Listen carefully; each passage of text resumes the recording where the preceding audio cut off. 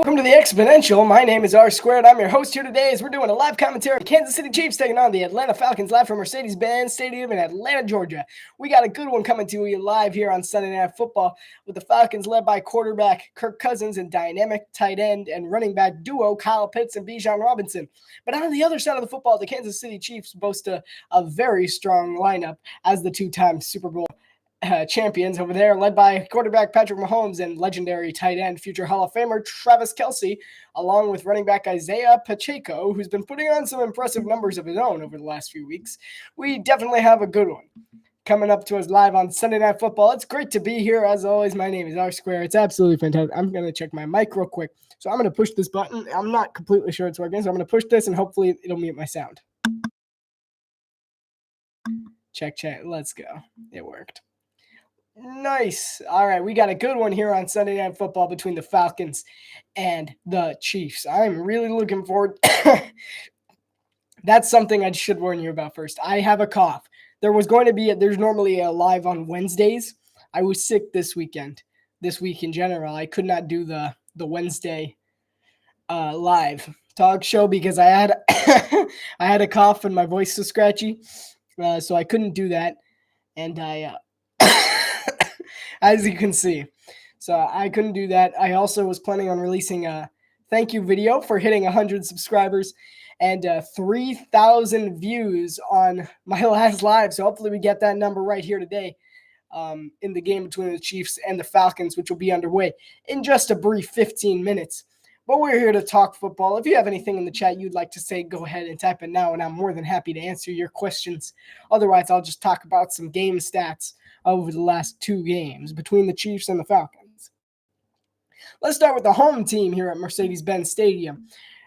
If there is, of course, any problems with my sound or lighting, just before I get going, go ahead and say something. I'll try and fix it as best as I can. In week one, the Atlanta Falcons took on the Pittsburgh Steelers, and they did not win that one. Kirk Cousins had a very underwhelming game, going 16 of 26 for 155, 1-2. That's one touchdown, 2 interception. It wasn't his greatest game of his career. Kirk Cousins is not a bad quarterback. He's got a really good potential. He's really good in Minnesota. I've enjoyed watching Kirk Cousins throughout his career, but it was just a bad game. It was just an off game, getting adjusted to the new defense, new offensive coordinator in Atlanta, new scheme for Kirk Cousins, and it definitely showed that it took some getting used to on that side for Atlanta. Bijan Robinson led the running back unit for the Falcons with 68 rushing yards. He was basically their best source of offense throughout the game. Excuse me. And their leading receiver only had 52 yards, and that was a name that was less known. It was Ray McLeod III, the former Pittsburgh Steeler, who was headlining things for the Falcons in week one. They went into week two on Monday Night Football to make a statement against Philadelphia. Kirk Cousins comes back from that terrible game, throwing 20 of 29 for 241 yards and 2 TDs with no INTs, with Bijan Robinson taking it for 4 less carries than he did in game one. That's 14, and took it for 97 yards, no touchdowns. But instead of Drake London or Kyle Pitts coming to the rescue for Atlanta, it instead was Darnell Mooney, the number 2 wide receiver for the Falcons, coming from Chicago earlier this offseason.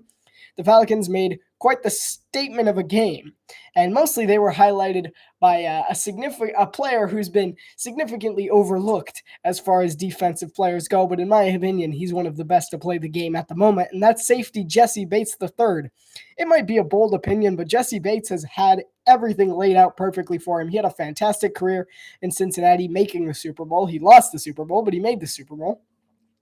But it was a fantastic game nonetheless. Fantastic career he had in Cincinnati. He comes to Atlanta last year, had a great year. In my opinion, he had the numbers to contend for a Defensive Player of the Year.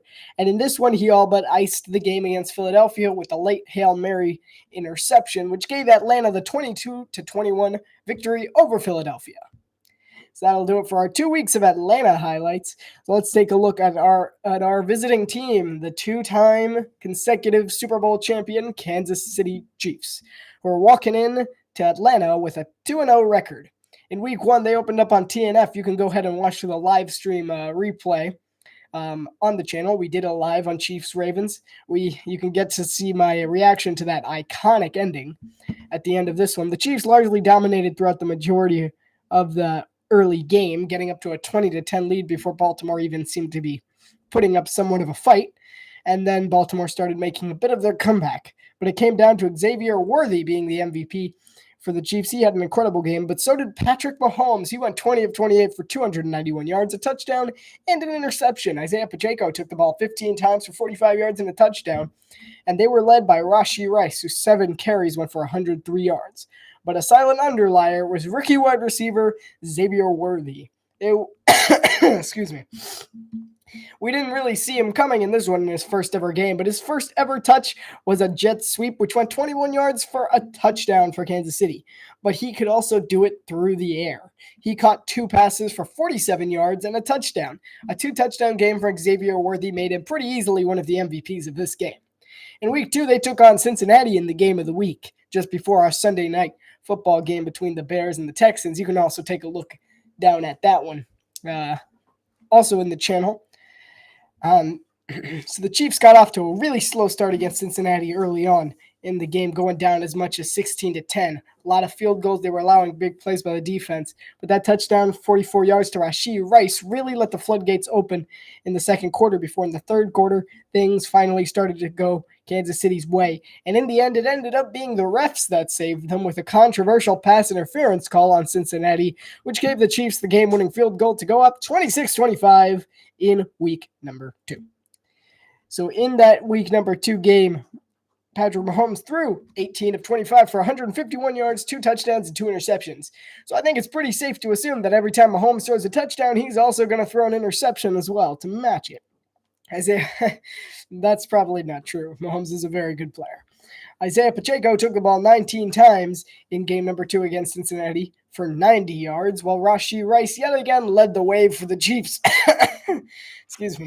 Chiefs wide receivers getting 5 receptions for 75 yards and a TD to go on top. That was that long 44-yard touchdown with 8:50 remaining in the second quarter. So both of these teams are coming off of a narrow victory against very tough opponents. The 2 opponents who have each been in the Super Bowl at one time in the last 5 years, the Bengals and the Eagles. And the Falcons have been looking for a bit of a reset now that Raheem Morris is back in crew. And so far, we haven't exactly seen what we needed to see from Kirk Cousins through 2 games. His quarterback percentage ain't great, if I'm being honest. It's not too good. That first game kind of knocked things down a little bit. He's got a 59.3 QER, which is pretty bad. Oh, and those 396 yards aren't doing him any favors. The 3 touchdown to 2 interception ratio isn't all that hot either. He hasn't been particularly flashy, but in the game, defense showed up big against Philadelphia. We'll see if Raheem Morris's defense for the Falcons can somehow come up with a big game. Highlighting this Falcons defense is Caden Ellis, the linebacker who had his breakout year last year, and he's been pretty dang good this year as well. And of course, safety Jesse Bates III, the under-the-radar, one of the greatest players that plays the defensive game of football. In this day and age. Matthew Judon, A.J. Terrell, Justin Simmons, Arnold Enabike also highlight that team, as well as Grady Jarrett on the defensive end, although he's been a little quiet throughout the first few weeks. So has Eddie Goldman, his fellow member on the defensive line. As for the receiving unit, it's been less than ideal for Atlanta. Darnell Mooney has 103 yards for the Falcons, which it leads the team. Ray McCloud's got 94. Second up, and then Drake London and Kyle Pitts have been a lot quieter than we would expect. Drake London has 69 yards in the receiving game. Well, excuse me. While Kyle Pitts has 46. He's not been targeted enough. He's been getting shut down by defenses everywhere he goes. I expect to see the same thing from Steve Spagnuolo's defense coming into this one against Atlanta. Shutting down Kyle Pitts and Drake London, do not be surprised. That would take them off your fantasy teams right now if you haven't already. And Bijan Robinson, who hasn't been bad, he's been a good pick, but it would be nice to see another touchdown or any touchdowns. He does not have a single touchdown this year, so it would be nice to see Bijan Robinson cash in a TD for Atlanta. Their running back unit is shrouded by a little bit of doubt with backup running back Tyler Algier not doing too badly himself. He's taken about 12 times for just about half the amount that Bijan Robinson yards-wise has, but he's had 4 less carries than half than Bijan Robinson. So Algier has been very good as well. They have a lot of options here at Mercedes-Benz Stadium to see if the Falcons can get their offense rolling. But the Chiefs' defense is highlighted by several other star talent. led by Steve Spagnuolo. It's a young team playing an old school defense, and that's just the kind of game that Steve Spagnuolo likes to run. Led by quarterbacks and safeties Jalen Watson and Justin Reed. Their linebacker unit is pretty good themselves. Nick Bolton and Leo Chenal highlight that, along with Drew Tranquil. Rounding it out, cornerback Trent McDuffie has been a star ever since last year's breakout, and Brian Cook simply rounds out the secondary as another fantastic safety. As for the D-line, it just keeps getting stronger with defensive end George Karlaftis headlining the way, along with Chris Jones. He's the beast of KC over there, as Chris Jones has been unstoppable. He's been breaking through coverages. It's not even just the fact that he's getting sacks, which he hasn't been all that productive so far this season. It's just that he disrupts the pass rush. He just disrupts the entire flow of everything. They're also joined there on the D-line by Falik Sanudai-Kuzama, who's made a few big plays so far in this one as far as tackle-wise. I know he made a few good ones against Baltimore.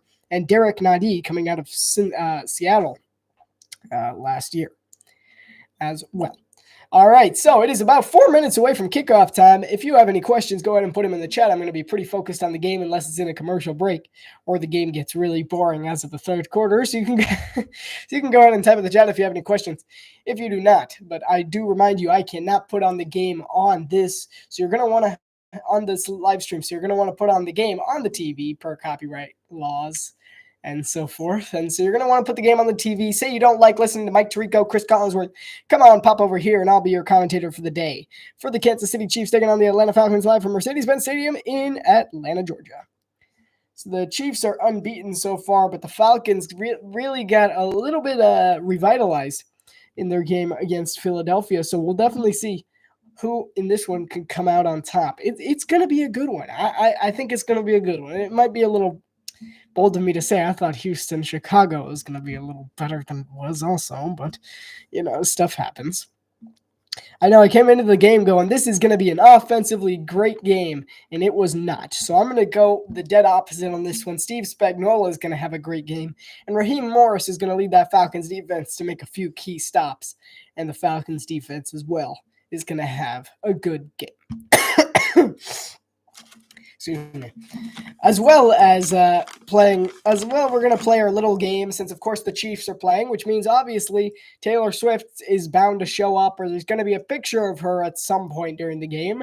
So because of that reason, we're going to take a little snack, get a little snack for your home, and you're going to take a bite every single time we see a Taylor Swift sighting.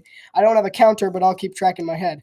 For me, I am going to take throat lozenges because it'll keep me commentating throughout the entire game without getting a sore throat at the end there. I'm going to go ahead and take one now. I'm coughing too much. I can still talk through it. It's no big deal. So we are A-okay to get ready to start in less than 2 minutes here in Atlanta. So if you're wondering who I'm picking for this game, it is the Kansas City Chiefs. I'm picking the Kansas City Chiefs to win on this one. I don't see any way on how it could go in the Falcons' way, even though I am rooting for it because chaos. We love chaos. And the Falcons winning would be huge. It would make headlines for the next week. Similar to what happened on Monday Night Football between the Eagles and the Falcons. The Falcons won that one. And people started questioning the Eagles. That probably won't happen too much with the Chiefs, but it'll definitely make a headline or two if the Falcons pull off a win against Kansas City today. Before we get started, let me go ahead and give my game picks for the week, since I didn't give them, but I wrote them down right over here. I know exactly who I picked. No lying. We're going all out. Starting with Thursday Night Football, I did take the Jets over the Patriots. So I'm 1-0 so far. Didn't go into the Sunday window between the Chargers and the Steelers. I took the Chargers. 1-1. Texans and Vikings, I took the Texans. I'm 1-2. Eagles and Saints, I actually took the Eagles on this one. So I'm 2-2. Broncos, Buccaneers, I took the Buccaneers. That was an interesting one. 2-3. Packers and the Titans, I took Green Bay. 3-3. I was going all for the Malik Willis revenge game there. The Giants and the Browns, I took the Browns. Big mistake. Never do that again. Brings me to 3-4. Took the Colts over the Bears, which brings me back even at 4-4. I took the Raiders. That puts me at 4-5, but I voted against my home team, Miami Dolphins, and took the Seattle Seahawks, which makes me 5-5. The Ravens and the Cowboys, I did in fact take the Ravens. I'm a Cowboys hater. Go ahead. Come at me. I'm a Cowboys hater. There's nothing that you can say that would I cannot deflect with a perfect smackdown of the Cowboys. So there. 6-5. Lions and Cardinals. I did pick the Lions at 7-5. 49ers, Rams. I actually took the Rams on this one. I have no confidence in the 49ers offense without Christian McCaffrey. So I took the Rams. So that brings my record to a very solid 8-5 going into this one. So I took the Chiefs. Tomorrow I am taking Buffalo over the Jaguars and the Bengals over the Commanders. So assuming all goes well, I'm on track for a perfectly normal day of 10-6 or 11-5, which is a pretty normal day for me. There's always going to be a few upsets. That is very good for those that don't know. And I am very good. So we are about to get underway here in Mercedes-Benz. They're currently doing their cool intro featuring Samuel L. Jackson. Nick Fury. That's all I know him as. I don't know him in anything else. I know him as Nick Fury. So Samuel L. Jackson gives us our preview here on Sunday Night Football as the Atlanta Falcons get set to take on the Kansas City Chiefs coming up in just a minute or two. The 2-0 Kansas City Chiefs come in here with a winning streak against two teams who made the playoffs. Nope, the Bengals missed the playoffs. Against one team who made the playoffs last year and two tough AFC North teams who have rivaled Patrick Mahomes throughout his entire career, Joe Burrow and Lamar Jackson. Falcons had a tough loss against a really good Steelers defense in week 1 to Justin Fields, bringing their record to 0-1. But then they came out and made a statement against Philadelphia, which brought their record to 1-1. As these two teams get set to face off, led by Kirk Cousins for the Falcons and Patrick Mahomes for the Kansas City Chiefs. And don't forget Taylor Swift. She's probably here too. But we are so excited for this one. I'm excited. We'll see how long my voice holds up. Hopefully it'll last good enough. I got my drink. I got my lozenges. Such a weird thing. Hey guys, what are you snacking on? I'm snacking on my lozenges. Entire game. I'm gonna be chewing these entire game to keep my voice upbeat, and hopefully I don't cough too much.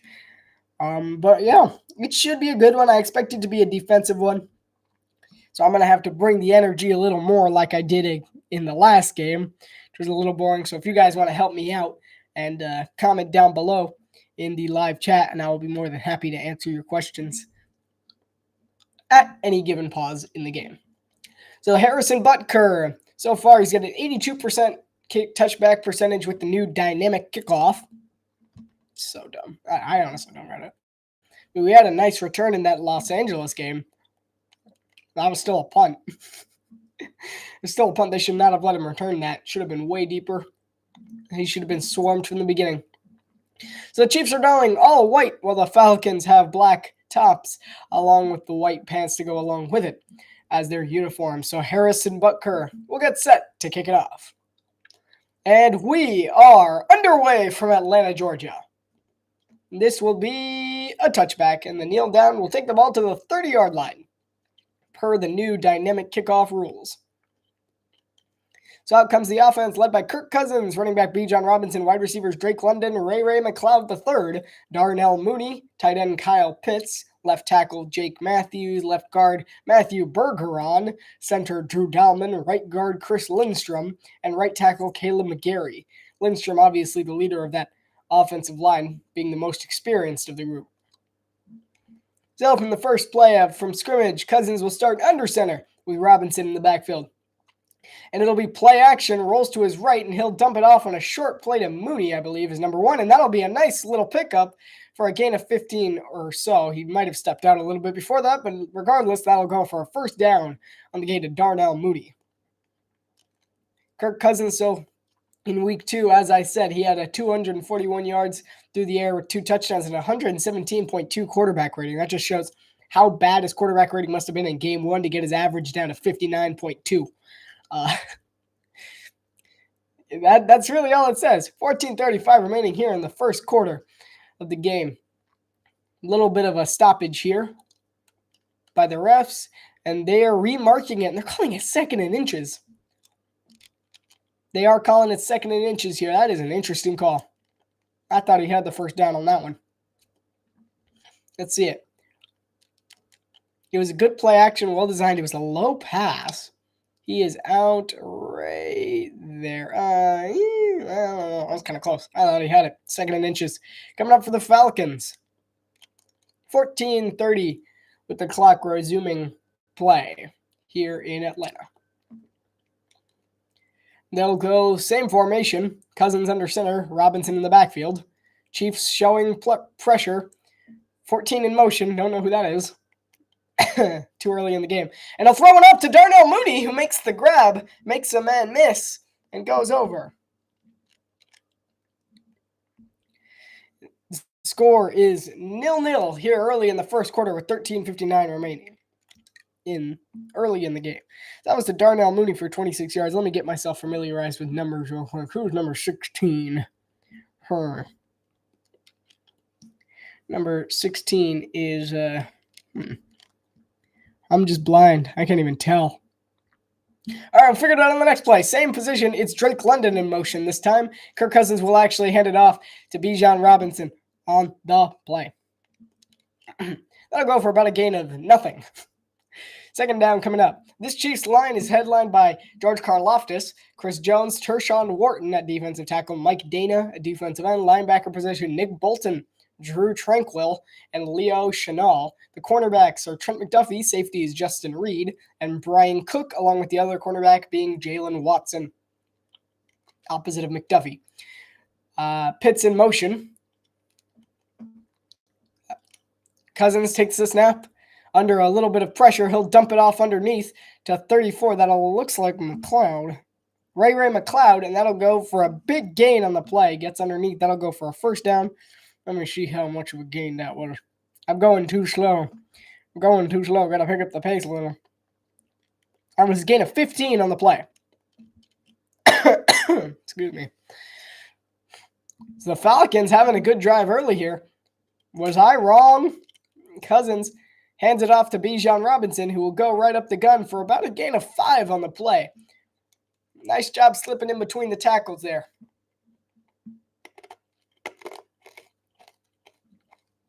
That was me popping the lozenge.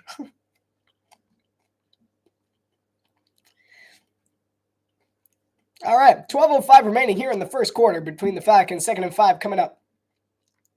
Kirk Cousins with Robinson behind him. He'll be in shotgun.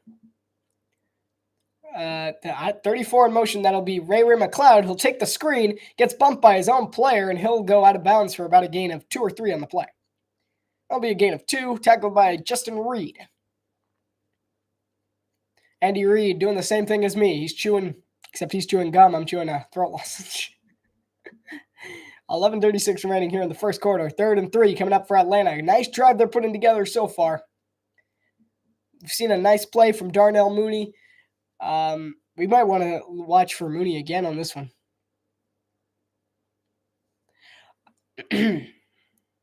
Cousins will start in the backfield on his own. He's got the play going off. 3rd and 3. Cousins drops back. He throws wide open. Drake London for the end zone. Touchdown, Falcons. Drake London. The coverage was blown by a mile on that one. That was crazy. That was an easy touchdown. Easy touchdown for the Falcons there. Complete blown coverage by 13 there. I'm not even, I gotta look to see who that is.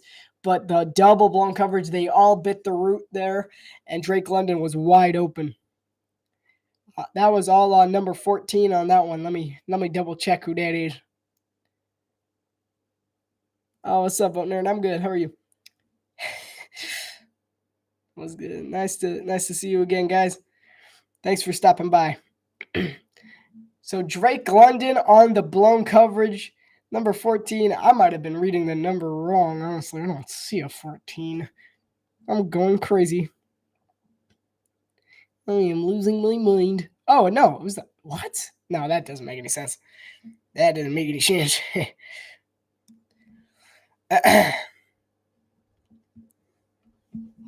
All right, so 7-0 early. Falcons have the lead. 11:07 here in the first quarter. A great drive put together by Atlanta. Kirk Cousins, perfect. 5 for 5 for 67. And that TD. Fantastic. Darnell Mooney with that long 21-yard catch on the drive, and then Drake London into blown coverage. So far, my predictions are not doing too well. First of all, I picked the Chiefs, and the Falcons are already off to a hot start. He is, yes. Yeah, we should be worried about the scriptwriter. That would be crazy.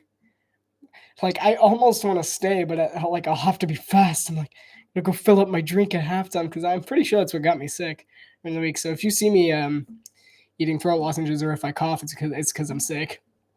It's because I got sick. So if I did get the raid again, that would be really cool. Like that. Yeah, but because I didn't get my drink in time, I was going for like an hour without a drink. So that's what caused my scratchy throat, and it's not completely better either. So yeah, hopefully we'll be good for today. It's going well so far, but it would be really cool to get Tom in here. You guys just have to shout at the top of your voices if Tom shows up. You're like, come back.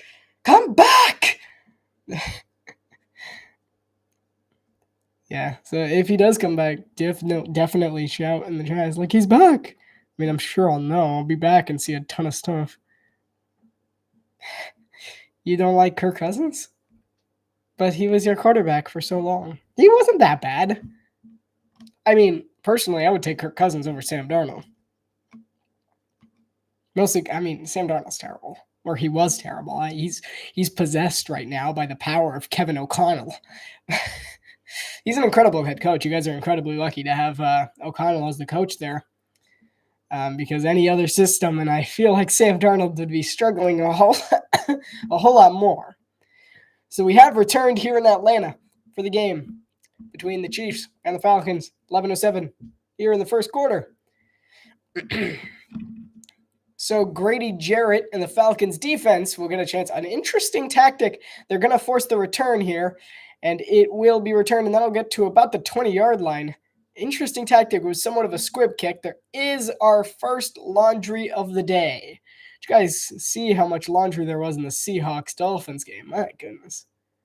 And it'll be holding on Leo Chenal of the Chiefs.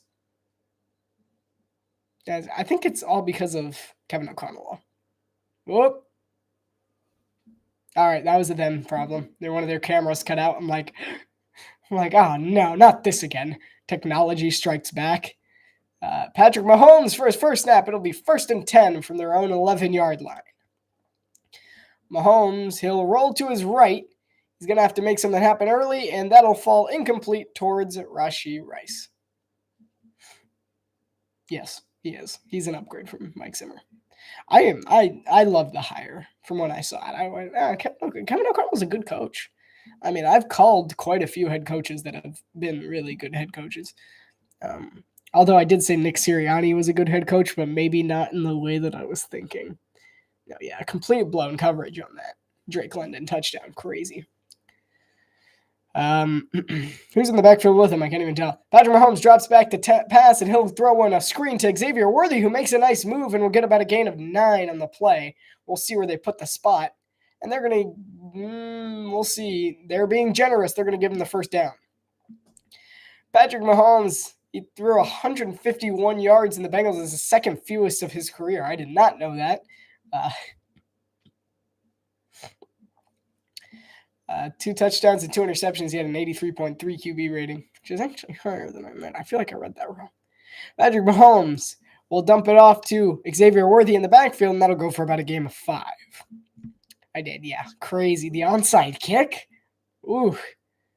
No. I'm like, Zay Flowers dropped that. He dropped that. You call yourself a wide receiver. It was in his hands. Who's your team, Firecar? Are you a Packers fan? I think you are, but I'm just making sure. Patrick Mahomes. Snap, he'll hand it off to the Australian guy, forgetting his name, Carson Steele. Saints. Oh, yeah. All right. Yeah, he is a rival. I thought you were talking about in Minnesota. I'm like, no, yeah. Yeah, he was good on the Vikings. The Falcons are much improved, but the Saints look good. They look good. There's a lot to be happy about. They got shut down by the Eagles, but there was a lot to be happy about. 1st and 10 coming up for the Chiefs at their own 33-yard line. Patrick Mahomes flicked the handoff to Steele. He'll dump one off to Kelsey on a bit of a screen, and that'll only go for a yard. Yeah, I know. They won. It was crazy. That was such a good game. I was watching that one the most. Yeah, that one was a mad one. I saw the score. I'm like, what's going on? The Panthers? What's going on? Yeah, it was crazy. So Kansas City, they just went through their entire team. I'll go through it on their next play. Patrick Mahomes drops back, and he'll throw a dart to Rashee Rice, who makes a man miss, and will go to about the 50, go over the 50. It'll be to the 48-yard line. Man, just completely missed. They're headlined by Patrick Mahomes, running back. Yes, he is. Running back, where is he? Oh, wait. Did Pacheco get hurt? I'm pretty sure he did. I've been messing up this whole time. Carson Steele's the new starting running back. 1st and 10 from Patrick Mahomes. And Mahomes will drop back under a bit of pressure, and he'll throw a bad pass way behind Juju Smith-Schuster. So Carson Steele's headlining this. Oh, wait. The Falcons defense. Grady Jarrett, Lorenzo Carter, David Onyemata, defensive tackle. Matthew Judon coming in at linebacker. Troy Anderson at the other linebacker. Caden Ellis matching them. And A.J. Terrell Jr. is the cornerback. Jesse Bates III, the safety, alongside Justin Simmons. And fellow cornerback D. Alford and Mike Hughes. I see you. Be back soon. 2nd and 10. Patrick Mahomes, Steele in motion. Mahomes will step forward, and he'll take the ball. Takes a bit of a shot. Will go for about 9 yards on the play. He should have slid there. He should have slid. Their Chiefs wide receiver unit is headlined primarily by Rashee Rice, but they also have some good names in there. Sky Moore, Meek Cole, Hardman, Juju Smith-Schuster, Justin Watson, and of course rookie Xavier Worthy, Travis Kelce, of course, the tight end, Creed Humphrey at center, Joe Thuney at guard, along with Trey Smith. I'll go through the rest of their last member. Actually, I have time. Kingsley Sumatalia and Wanya Morris. Wanya Morris are that offensive line for the Chiefs. 3rd and 1 coming up for Kansas City at their own at the Atlanta 39-yard line. Kansas City will not be able to get the play call through in time, so Kansas City will call their first timeout. Best player right now, Kirk Cousins.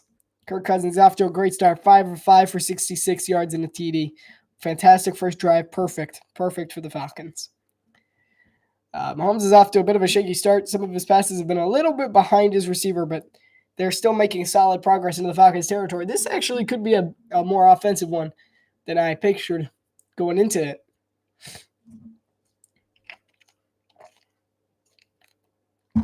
So Wanya Morris is taking over for, I believe, the injured Jawan Taylor on that offensive line.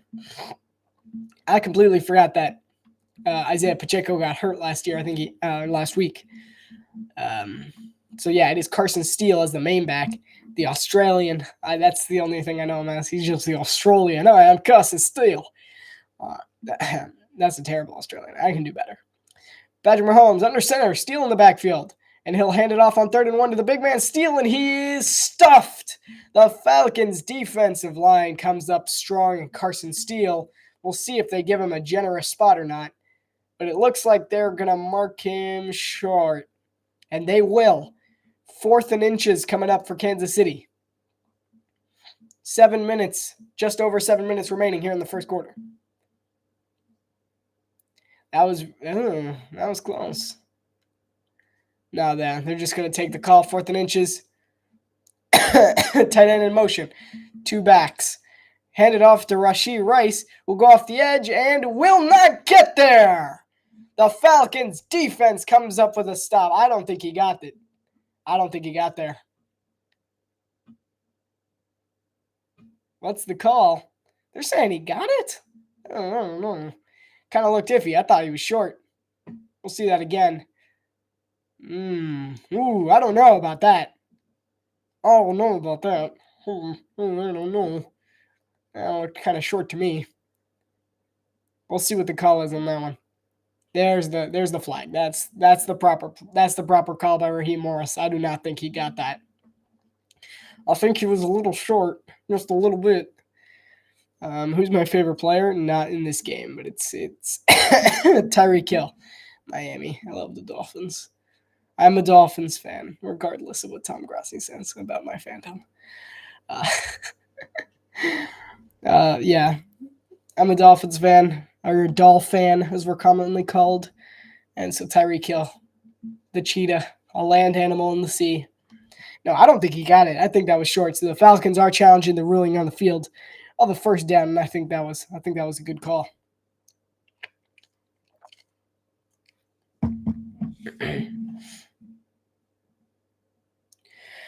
All right, now would be the time to type in the chat. It's a commercial.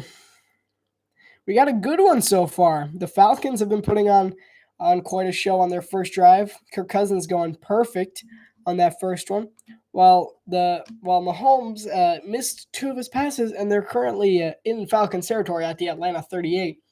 What is going on here? What?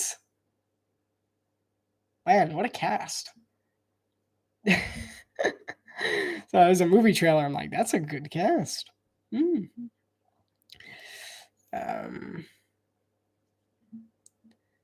Between who? Specify who you're talking about. Better chance of winning against the Chiefs. Yes, I think they, since the beginning of the game, well, yes, they did score a touchdown. Do I think they're going to win? Probably not. But it's definitely a good shot. Per ESPN analytics, I'll take any chance to show the analytics. The Falcons currently have a 60.6% chance to win the game with 6:56 remaining in the first quarter. I seem to be the only one surprised. I just want to point this out in case anyone else is surprised, but at Chipotle now, they have barbecue brisket. Not sponsored by or any of the affiliates of Chipotle, but still, it's weird to me. I just don't understand it. Because I saw them like, well, I mean, it looks good, but it confuses me. Like they spent most of their time with their carne asada or their for that one chicken dish, which I'm blanking on the name on right now. But it's got that guajillo chilies. But they don't call that. I mean, they're upholding the challenge, I believe. And it will be upheld. They're calling it a Chiefs first down. But yeah, I just don't get the brisket. I don't understand that. Everyone that I've told so far is like, that's perfectly fine. It is? Chipotle, a barbecue restaurant? Not sponsored by. Oh, the camera's having issues. Mahomes taking a shot deep, and it is almost intercepted. Xavier Worthy having to play defense down there on a bad throw towards Worthy deep to the end zone. But a bad throw, almost intercepted. Great job by Worthy playing some defense there. Their cameras are really having some issues. They're not doing great. No, that was great defense. He didn't take his eye off the ball once. He only went for the ball. He completely ignored the wide receiver. Great defense by Atlanta. Chipotle. Well, Chipotle isn't a beef. Well, I mean, they kind of are. They kind of are. They have the meats and stuff. I mean, they're technically a burrito place or a Mexican restaurant, but it's not exclusive to things that are not beef. Excuse me. So Patrick Mahomes will throw a quick one towards Juju Smith-Schuster, which will go for about 4 yards. Chipotle ones. Fan. Taco John. That is the most. That is absolutely the most American Mexican food ever. I've only heard of that once. That was deep. And Rashee Rice looks like he'll roll in the play. That'll go for about 5 or 6, depending on the mark. And they're going to give him 6. Man, these are tight plays.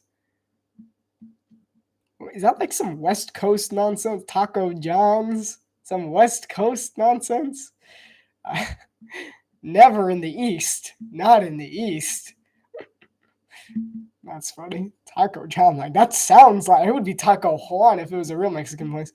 Hand off to Carson Steele. Not Carson Steele. That'll be Samaje Perine. That's going absolutely nowhere for maybe a gain of a yard on that one.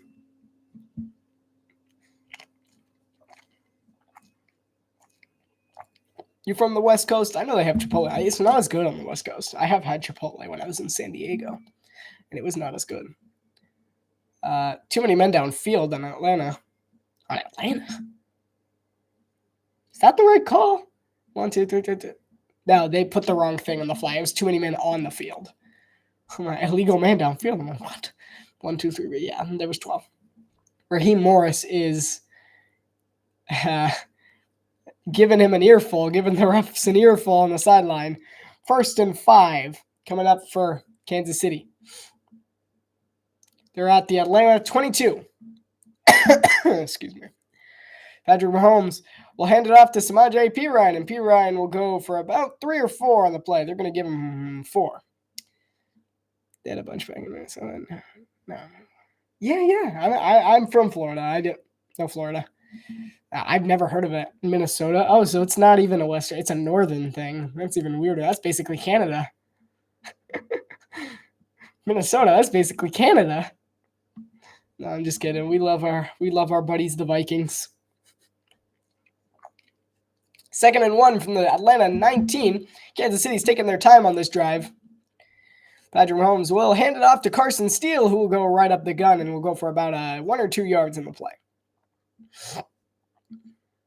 Nah, they're going to give him 3. The refs are being real generous today with the spot on that one. Oh, no. These spots have been kind of questionable. I thought that 4th down was short. Then on that one, giving him an extra yard for like an A for effort. Go Pack Go. Oh, really? They're from Minnesota, but you like the Packers. Betrayal. No, I'm just kidding. Go Pack Go. Xavier Worthy in motion out of the backfield. Patrick Mahomes has nowhere to go. He'll go to his dump-off option, Carson Steele, and he's tackled after about a gain of 2 on the play. Tackle made by Jesse Bates. Home second. I heard a noise.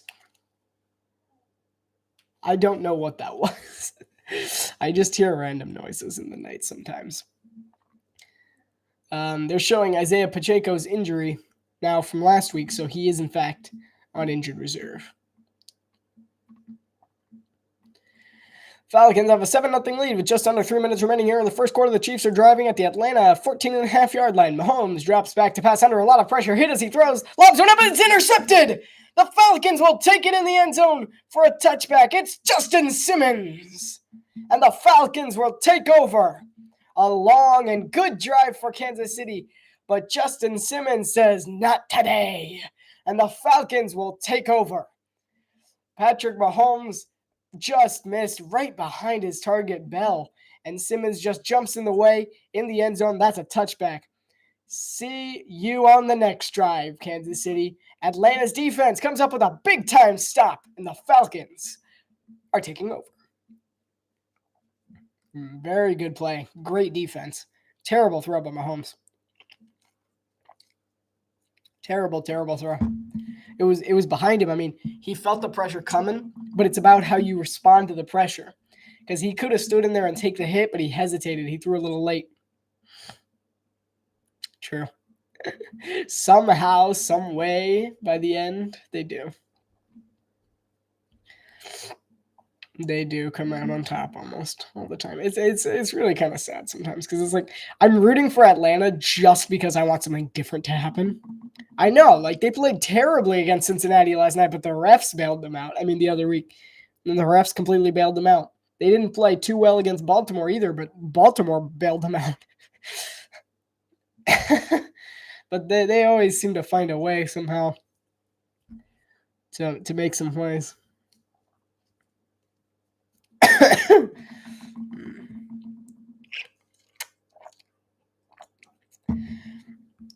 So Mahomes went 6 of 10 for 40 yards and an INT on that one. Cousins so far still perfect and's got 26 more yards on top of that. It's turning. The Falcons are playing hard. They're playing hard. They know this is what they're here to play for. He's a chance to beat the Super Bowl champs, to be the first to unseat them. The next team to unseat them that'll have a chance will be the Chargers. I don't really think that counts as much of a chance because without Justin Herbert, the Chargers are frankly nothing. Jim Harbaugh can work magic. We'll see what he can do. But without Justin Herbert, it's looking grim in LA, at least for next week. Then they have New Orleans, the top offense through the first 2 weeks, and now they're less the top offense after only scoring 12 points. Oh, wow, really? Justin Simmons has 31 interceptions since 2016. He leads the NFL. I did not know that. It's his 13th game against Patrick Mahomes. Sure, he's a Bronco. 6 interceptions, 4 more than any other player, and 4 straight games against Mahomes with an INT. Interesting. Then the Chiefs have a challenge with San Francisco, which hopefully CMC will be back for the Niners in that one. And then they can give him a run for their money. So Justin Simmons ain't new. He ain't new here, and he'll take the game ball. Interesting. They gave him one of the game balls. Kirk Cousins will hand the ball off to Bijan Robinson, and Bijan Robinson will go right up the gun for about a gain of 5 or 6 on the play. True. No, yeah, they do get hated a lot on. And I like the Chiefs. I rooted for the Chiefs the very first time because it was different. At that time, the Patriots were still the big thing. Look where we are now. I rooted for the Chiefs. I still do. I like the Chiefs. And they're a fun team to watch. I'll continue after this play. Kirk Cousins, bad snap, but he does get it to Bijan Robinson, who will go up the gun and make good out of the bad and get about 6 yards. I do think the Chiefs are a bit misunderstood because everyone seems to think that they're the new bad guys, but they've done nothing to earn that. A bad snap. The center hit himself right in the backside. Thankfully, it bounced off his backside and into the hands of Kirk Cousins. So, terrible snap, but it worked out for the better on that one in a comedic fashion. Kirk Cousins will hand the ball off yet again to Bijan Robinson. He tries to make something work, but he is swamped in the backfield for a loss of 2 on the play. He's going backwards. Yeah. But Patrick Mahomes, obviously, arguably the greatest of all time at this point. At this point in his career, which is not even close to the end of his career. He's got a lot of years ahead of him. He hasn't even played anywhere near as long as Tom Brady did. Which I'm not saying Tom Brady is the GOAT. I'm a Dolphins fan. I would never say that. 2nd and 11 coming up for the Falcons. Kirk Cousins in shotgun. Mooney in motion, and the screen will go to Mooney. A bit of a forward pass, and Mooney will get dragged down viciously after a gain of only 3. I put it a bit too far ahead of Mooney on that one. Good catch, good hands. Gonna go for it. They're gonna give him 2. These spots. These spots are kind of a bit questionable. The first quarter winding down 30 seconds, just over 30 seconds remaining. Nick Bolton, who made the tackle, is from Missouri. He's in the 2nd-round pick of the 2021 NFL draft, and he's been fantastic for this Chiefs team. Excuse me. Kirk Cousins, he's got Robinson by his side. Cousins will drop back. Under pressure, has to escape the pocket. He'll roll right. Karlaftis with him all the way. There's going to be a holding penalty, so it's coming back. That'll be incomplete on the pass towards Kyle Pitts. That was holding. With 10 seconds to go here in the first quarter. Yeah. And the Chiefs get commonly misunderstood as the new dynasty villains, but they're nowhere near as bad as the Patriots were. Because the Patriots weren't even nice about it. The Patriots cheated through one of their Super Bowls.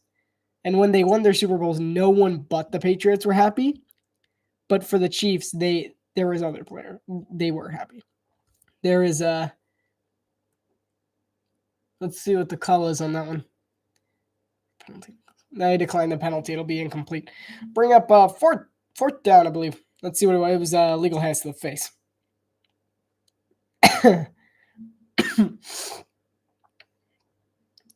I'm not gonna respond to that one. I don't want any Mahomes anything. He's a good player. He's a very solid player.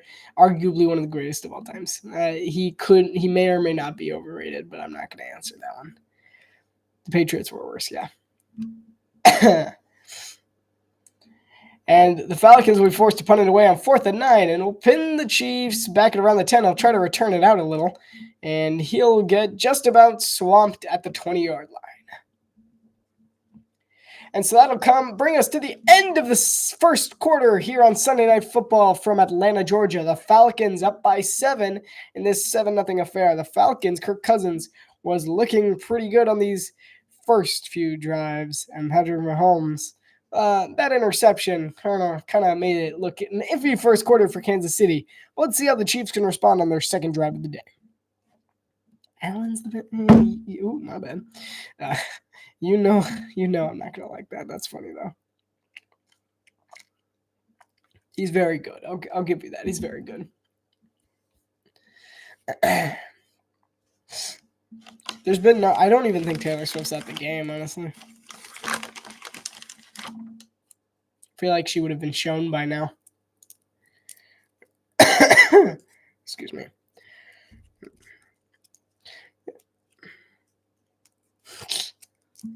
That's true. Sadly, that's true. So it's panning out to be a good one here in Atlanta so far. Falcons got off to a quick start on their first drive. Not so great on their second drive, but it was a very productive first drive, 3 minutes, 53 seconds. Didn't even look difficult. Chiefs took their sweet time with an 8-minute and 21-yard long drive into Falcons territory, which ultimately resulted in an interception by another person who lives at a vacation home in Patrick Mahomes' head mostly. After all these interceptions, 6 interceptions by the same person. That's crazy. Justin Simmons. He was in Denver. He got his picks there. Now he's in Atlanta, so he gets his first pick as a Falcon against Patrick Mahomes. So far, my biggest takeaway from the first quarter has been the passing play. Kirk Cousins has looked very good. Hey, what's up, Boner? Welcome back. Kirk Cousins has been very good. 6 of 7, almost a perfect passer rating so far. This one, he's been very good. 85.7% completion percentage. He's been on target, on time. They seem in sync so far offensively. They're doing a really great job. That's my big one. And what is this? They're showing a campus of some kind. It's Arthur M. Blank. It's the owner and chairman of the Atlanta Falcons. He looks older than I remember. It's because he is. He's ancient. Worthy in motion for the Chiefs. It'll be play action. Under a bit of pressure, he'll dump it off to Rashee Rice, who gets a spin move out of a player who gets it for about 6 or 7 on the play. Kirk Cousins has his moments. He has his moments. He's having a good one today, but he does. Whom?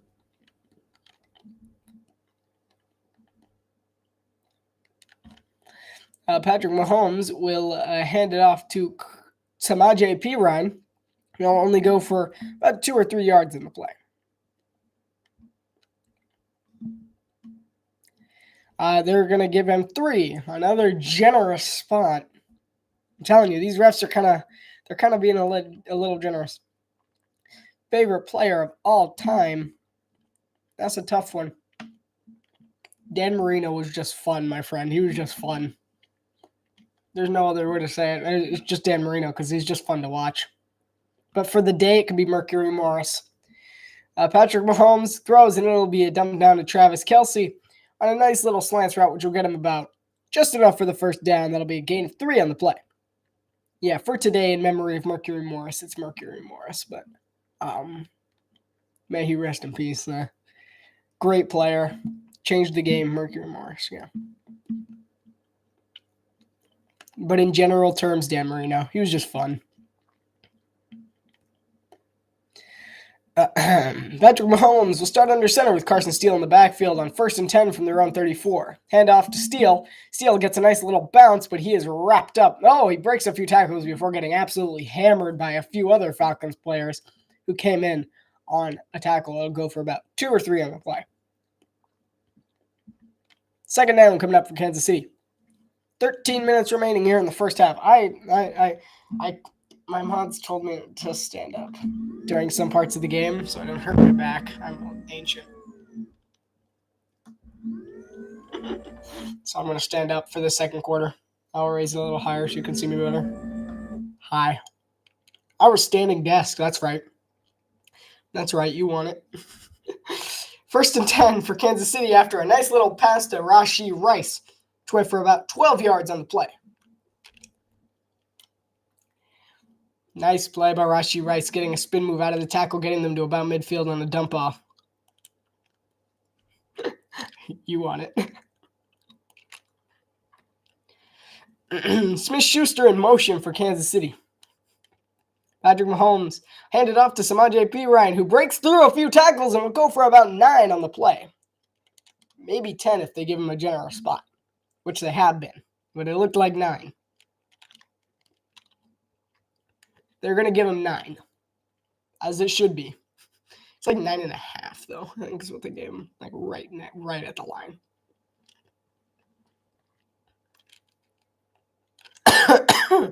Excuse me. Second and 1. No, exactly 9 yards. Cole Hardman doing some fancy stuff. And they'll hand it off to Samaje Perine, who breaks through a few more gaps again and will bring him to the Atlanta 35-yard line. And the Chiefs are driving yet again.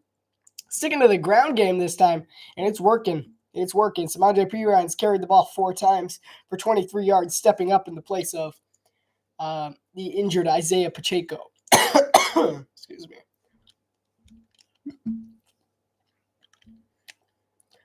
Samaje Perine just finding the gaps. He's been a very solid backup running back. He's a very good player who's good at finding the gaps. He was never meant to be a starter, but he's perfectly content being a backup. Samaje Perine will take it again, and then he'll go for only about 2 yards towards the right side this time. Second down and 8 coming up for Kansas City from the Atlanta 33-yard line. Falcons lead 7-0 with 10:45 remaining here in the second quarter. Falcons look like they're rushing a bit extra. They'll rush 5.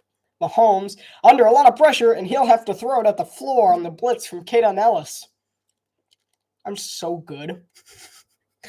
I just saw the names of the people on the defensive line, and I'm like, that's a linebacker, that's a linebacker. They're coming at him. So Kaden Ellis gets right at him. Oh, they're having camera issues again. NBC's got to get their stuff fixed up, huh? Get your game on. This is why I'm here, so you can listen to me, because their mics are probably cutting out. And mine isn't, hopefully. Patrick Mahomes, Samaje Perine by his side. Watson in motion. Mahomes under a bit of pressure. He'll throw on the run towards the rolling left, and he'll hit Watson for about a gain of 15 on the play.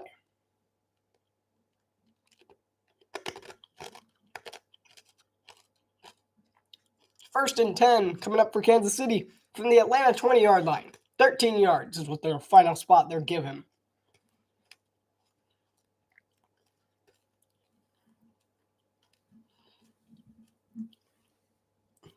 Stretching. That's what the standing desk is for. This chair is terrible, though. You want the desk, but you don't want the chair. Patrick Mahomes. So, yeah, that was a replay. I was getting ready to commentate all over again. All right, the late handoff to Perine, who loses his helmet. There's a flag. We get to see all of Samaje Perine's baldness. Nice. Flag on the play. We'll see what the call is. It was pre-snap. 9:48 remaining here in the second quarter. And then we shall summon Tom Grassi at halftime. Well, I run to refill my drink. And it'll be a legal formation on Kansas City. That should just be a collective thing. We'll just all simultaneously summon Tom Grassi's raid. All right, it'll be offsetting penalties. There was holding on the, an offsides on the defense on that last play too. So it offsets. First and 10 coming up here for Kansas City. We are officially an hour through the live stream. So far, thank you guys so much for sticking around through this commentary through an hour. 9:39 remaining here in the second quarter. We still got another 2.5 hours of great football. Patrick Mahomes drops back to pass yet again under a fair bit of pressure, and he'll dump it off on a bad pass towards Carson Steele, and it falls incomplete. 2nd and 10 coming up for Kansas City. Excuse me. Raheem Morris, the first-year head coach here for the Falcons. He's a defensive head coach, so he's calling the defensive plays here. I'm not quite sure who their offensive coordinator is right now, but I just have to go like a little bit over the way because I have my coordinator papers over there. I go physical. I'm not a digital person. I'm terrible with technology.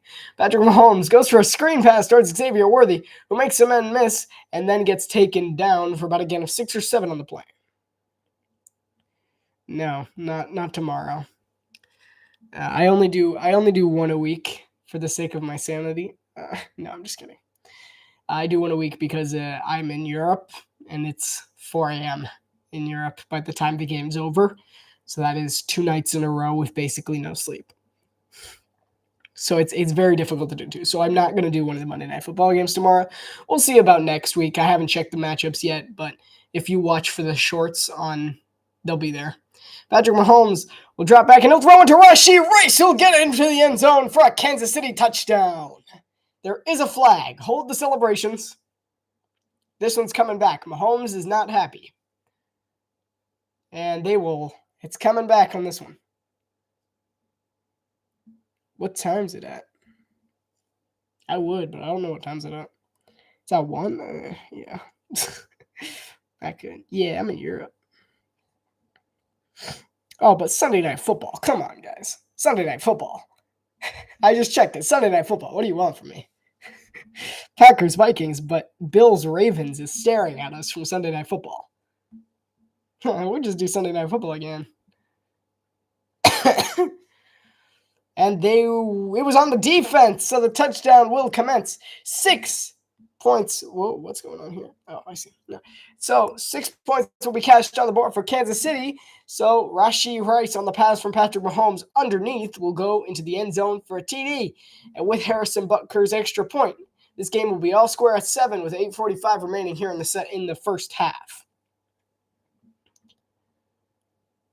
There's no Taco John in Europe. I'd honestly only heard of it like once. And it was from, I think it was a friend that lived in Kentucky for some point, and they had one there. Harrison Butker, the extra point. And the snap's good, the hold is good, and the kick is drilled. 7-7 here in the first half, with 8:45 remaining until halftime. There's no Taco John's in Europe, no. Well, Jordan Love, I don't know. I don't predict the future. I would say yes, though. It would be a really good game if he is back. I would consider it. But, I mean, Bills-Ravens. Bills-Ravens. Like, how can you expect me to commentate on another game other than Bills-Ravens? We had Texans-Bears last week, and you're like, do Packers-Vikings instead of Bills-Ravens? Come on. No, I'm just kidding.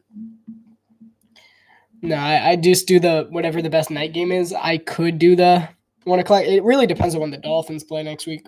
They play on M&F, I think.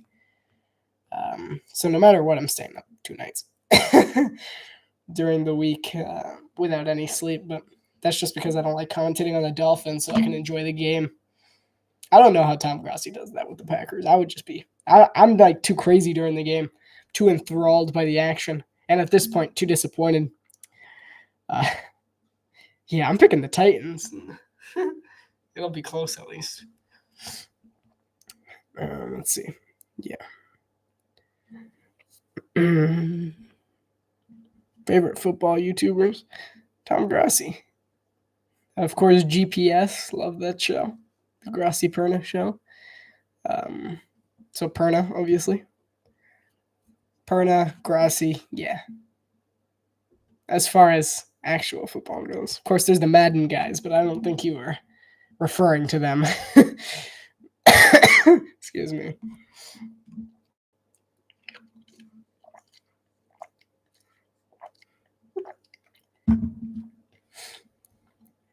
No, it wasn't a lie when I said that I was a part of the Crossy Posse. It was not a lie. But yeah, I definitely like the work that Tom does as far as a comedic standpoint. It does. It's crazy. I don't personally. I'm terrible on it. I don't have a PlayStation, so I play on like mobile. I play on the mobile version. I'm good at the mobile one, but it's just because I'm used to it. I've been playing it for like 10 years. Forever, not really, but I've been playing it for a long time. Patrick Mahomes has more pass touchdowns than Dan Marino and more pass yards than Matthew Stafford. Huh. Through 99 career games. He's got 76 wins, tied most through 100 games with Roger Staubach and Tom Brady. Oh, no, it is. Is it better? Oh, really? Those are actually crazy stats. That is history. I've only played on like cruise ships and stuff when they have the Madden console, and I'm like, I don't know what to do. I call great play calls. That was something that was fun, is that we played like Madden, but there were like two people playing one at a time. So it was very interesting. So I was the coach for one of the Madden teams. It was like a Madden tournament on a cruise that we were doing, and we won. It was a great victory. I only played like one, and it was terrible. But I can't play on console very well. So Patrick Mahomes did just make history with the passing yards and the passing touchdowns through 99 games. That's crazy. Those are some legendary names over there. Roger Staubach, Tom Brady, Matthew Stafford less so, but still. Dan Marino on that list as well.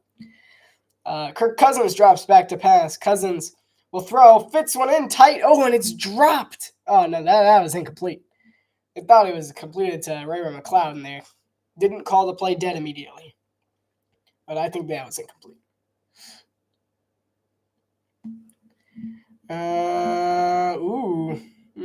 That's interesting. I don't know if he had, let's see, one step to, no, I don't think he had it. That's incomplete. 2nd and 10 coming up for Atlanta from their own 30-yard line. Good job by Andy Reid not challenging that. And they'll hand it off to Tyler Algier, who will go for about 4 or 5 on the game. I'm going to say 4. All right, thanks for coming. Right. 8:20 remaining before halftime.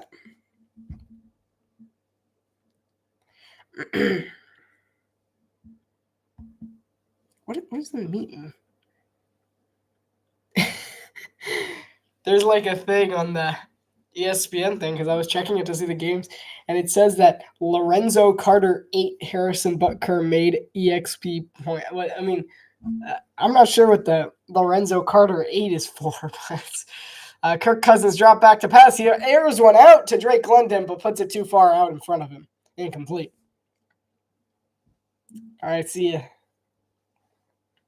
Thanks for coming. You see that too? I opened the Gamecast for a second, and I'm like, what does that mean? Lorenzo Carter, like the number 8, and then Harrison Butker. I don't know what that means. There is a penalty on Kansas City on that last one, on the incompletion. Roughing the passer on Chris Jones. He ramped through 2 offensive line. Well, wait, hold on. Where is he? They didn't even show the play. This is so bad camera work. The camera work is awful. There is an injured Falcon down on the play. McGarry, the offensive tackle. The Superdome, the stadium, not the Superdome, the stadium is open right now. Any rule changes? I want the old kickoff back. Did you guys see the whole deep safety thing from Mel Kiper this weekend? Oh my god, that's so stupid. It was so bad. Get rid of high safety. What do you mean get rid of high safeties? Like they finally found a counter for it. And you're saying make it interesting again. We want every game to be 70-75 or something. I don't know.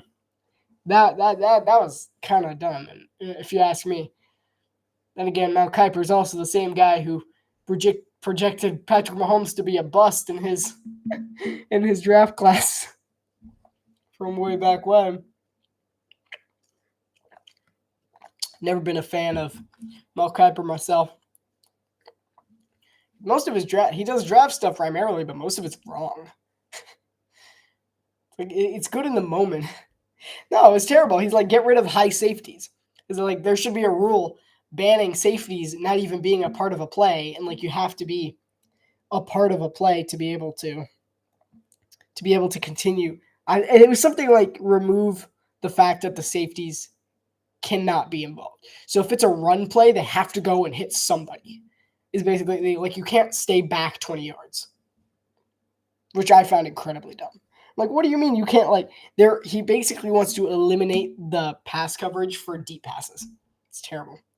The 49ers, they just don't have Christian McCaffrey, which is what I've been telling people for forever, is that Brock Purdy isn't all that good. That he's good because of Christian McCaffrey and the Kyle Shanahan offense. Excuse me. They miss one thing, and then they miss Christian McCaffrey, and now they have no run. They have no run game at all. They can't do anything. So I'm not sure they're washed. I just don't ever think they were as good as people thought them to be. I mean, they made some really great plays, but most of them, when you look back at the last year, it wasn't actual talent by Brock Purdy. It was just him giving it to talented players. But if there's no dual threat with Christian McCaffrey, then there's nothing to be afraid of for the 49ers. There's nothing to be scared of. Because really, you just rush the quarterback. He's going to throw it. And he's not going to throw it well. I've never been a huge fan of Brock Purdy myself. Or at least in recent years. He was decent when he first started, but he's kind of digressed in my opinion. Handoff to Bijan Robinson. That'll go for no gain on the play. Excuse me. Yeah. Taylor Swift is not at the game. They would have totally showed her by now. Yeah, they would have totally showed her if she was here by now. So I don't think she's at the game. I think our counter is irrelevant. For those that don't know, we have a little fun thing where we eat something every time Taylor Swift is shown. So that's fun. She's not here, so it's irrelevant. The Chiefs have more passing yards than the Falcons, but honestly, Kirk Cousins has been better. Cousins throws deep. He's got a man. It's Kyle Pitts. 1 yard short. What a throw by Kirk Cousins. Airs it out, and Kyle Pitts had room to roam, but there is a flag. Let's see what the call is. Looks like it's coming back from the faces of the Falcons players. We'll see.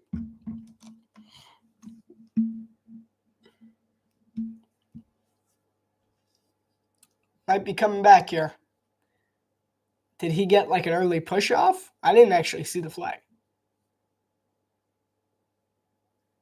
It's defensive holding. That penalty is declined. The result of the play is a first down. The Falcons will have the ball at the Kansas City 1 yard line.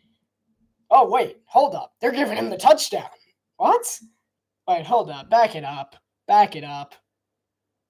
Let's see it again. Perfect throw. Beautiful throw.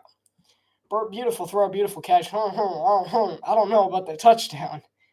I think that might have just been NBC messing up. Again. Well, we'll see. No, sure. Yeah. Yeah, that's sure. So he'll have the ball at the 1 yard line.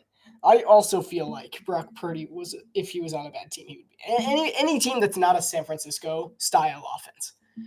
And Kirk Cousins will hand it off to Bijan Robinson, and that'll be shy of the touchdown. They're calling it in the end zone. Bijan Robinson into the end zone for a Falcons touchdown. And Atlanta will hop back into the lead.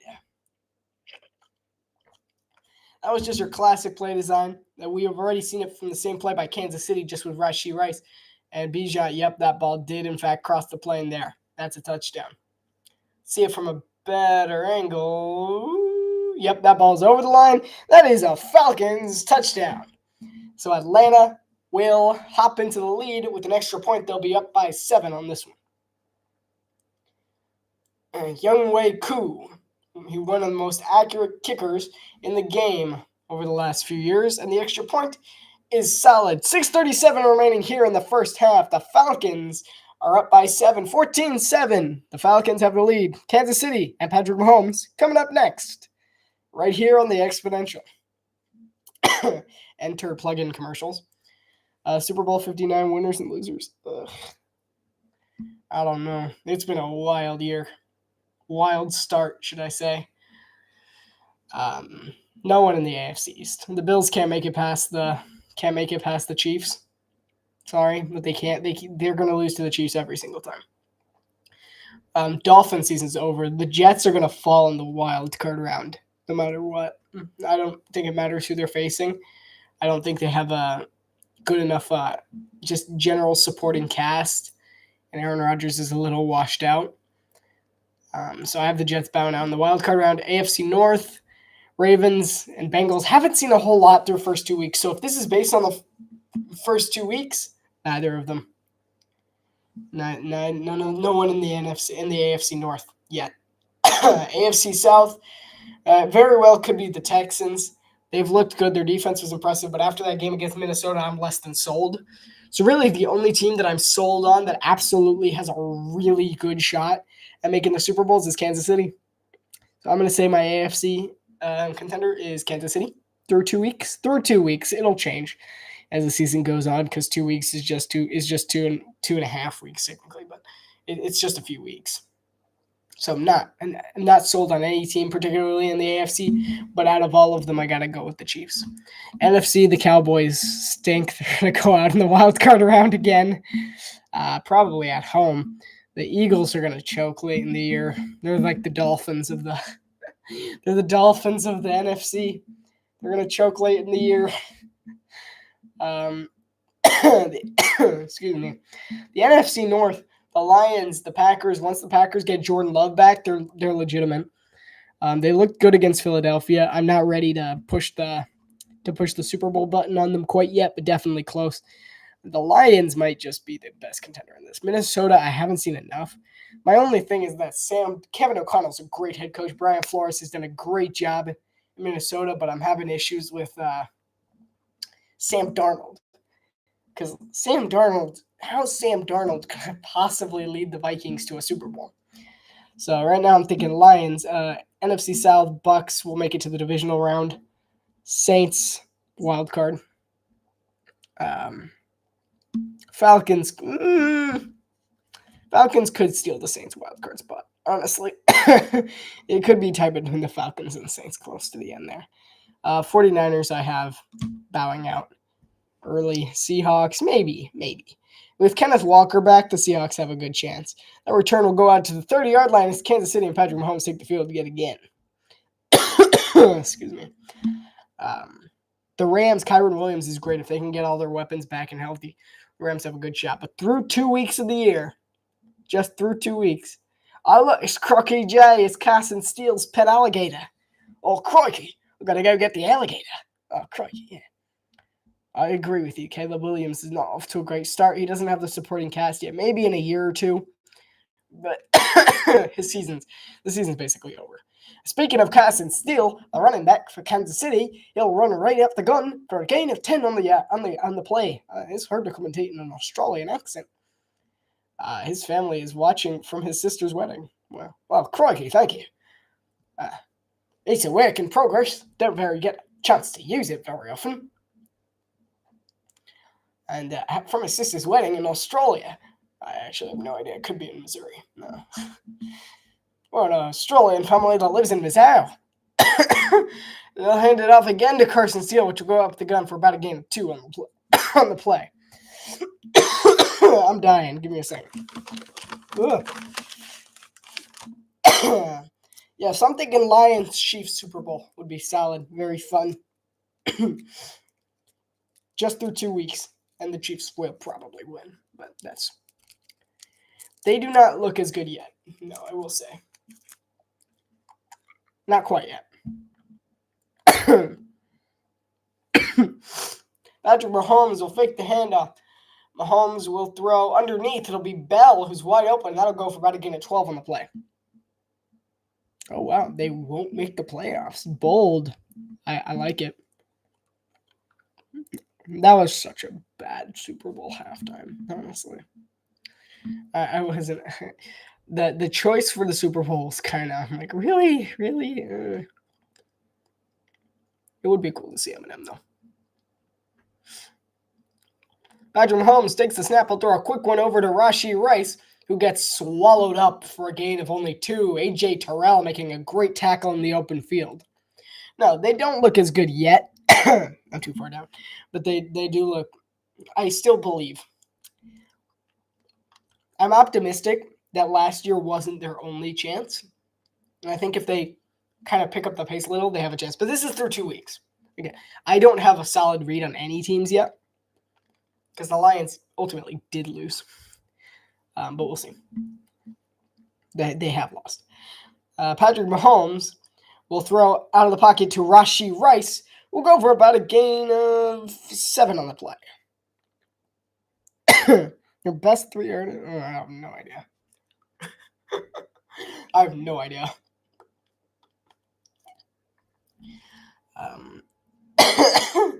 No clue. What would be really cool is if there was like... 1 second. Well, I'll say after this play. 3rd and 1 here for Kansas City from the Atlanta 35. 6 seconds left on the snap count. And Mahomes will hand it off to Samaje Perine, who is swallowed up in the backfield for a loss of 1. The Falcons defense holds strong, bringing up 4th down. We'll see what the Falcons call here. All right, I'm tired. I'm gonna sit back down.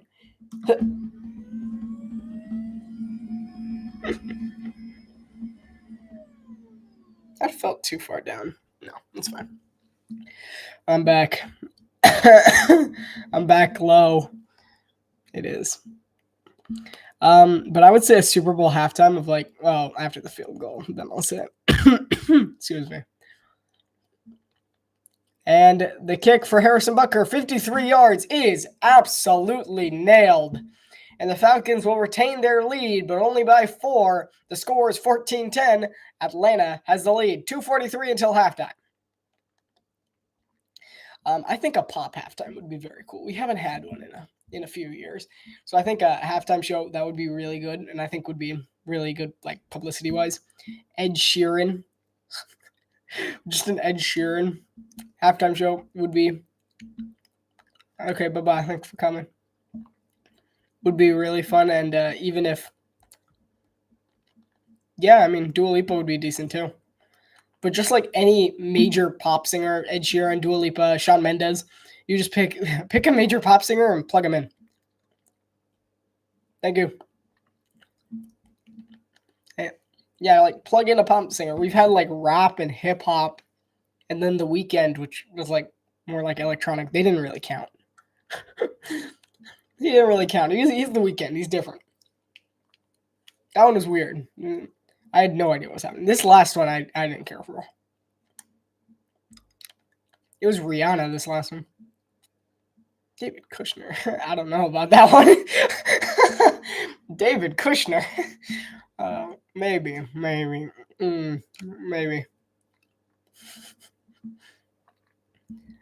I didn't care for the... Rihanna's not really pop, which was... kind of my problem is that they were trying to play it off like Rihanna's like, she's pop. She's not. Doesn't care. I don't know about David Kushner. Yeah. Chiefs versus Saints. Optimistic. They did just get obliterated by the Eagles defense, like completely shut down. And considering the Eagles defense isn't the best in the league, it could have just been that, they played the Panthers in week 1. But we'll see. That's why I'm not sold on them. It's because earlier today they got smoked by the defense. But their defense played very well. But in general, if their offense keeps getting shut down by defenses similar to Philadelphia, that's a problem. Another thing, we need a guy to do a Super Bowl halftime show for like the first time since the weekend. Well, not true. Well, we do have a guy doing it this year. But like last two, I'm like, this is like very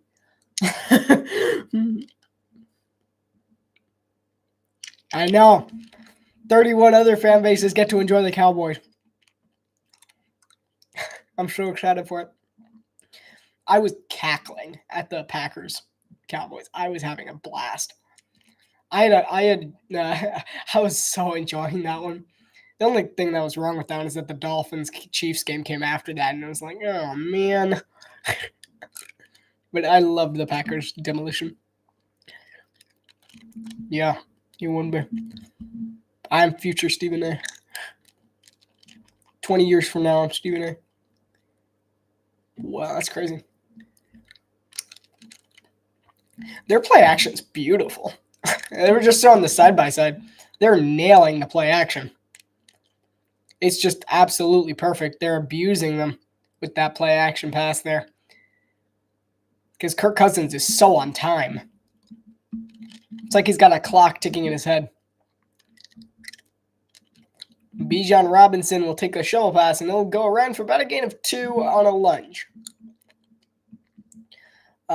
I watched the Stanley Cups, but that's only because they had the Florida Panthers. I watched the playoffs. I watched the Florida Panthers playoffs, but I'm not huge into hockey.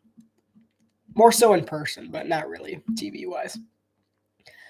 Basketball, I know my way around fairly well, so if there's ever like an accessible NBA game, well, not like a regular NBA game, but like a playoff game later on, I'll definitely commentate on that. Oh, really? Oh, that's cool. I don't think I do. I have quite a few, but I don't think I have a Bijan Robinson one.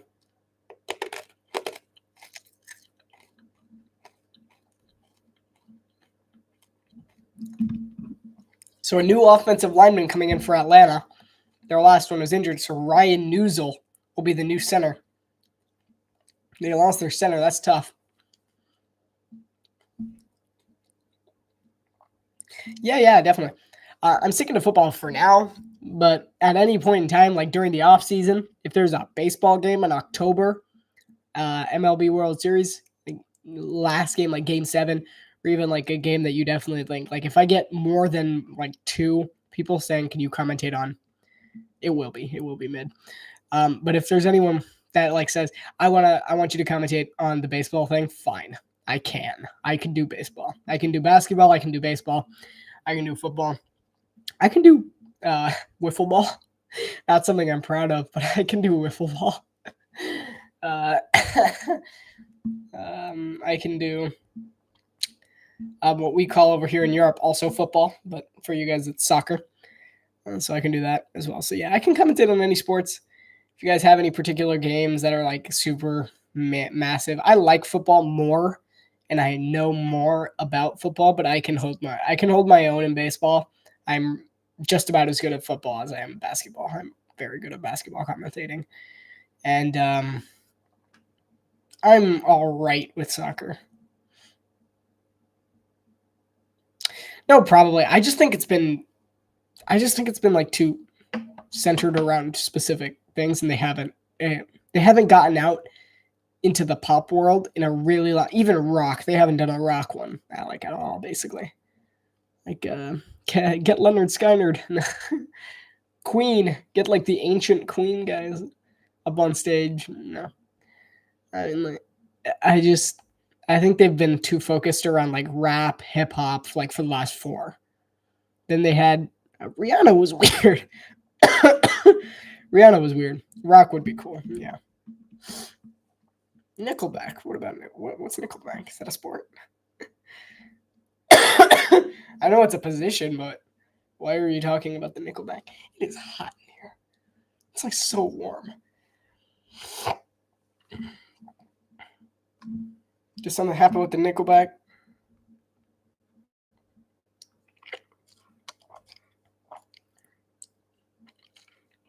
The game is in the 2-minute warning, by the way. Oh, it's a singer.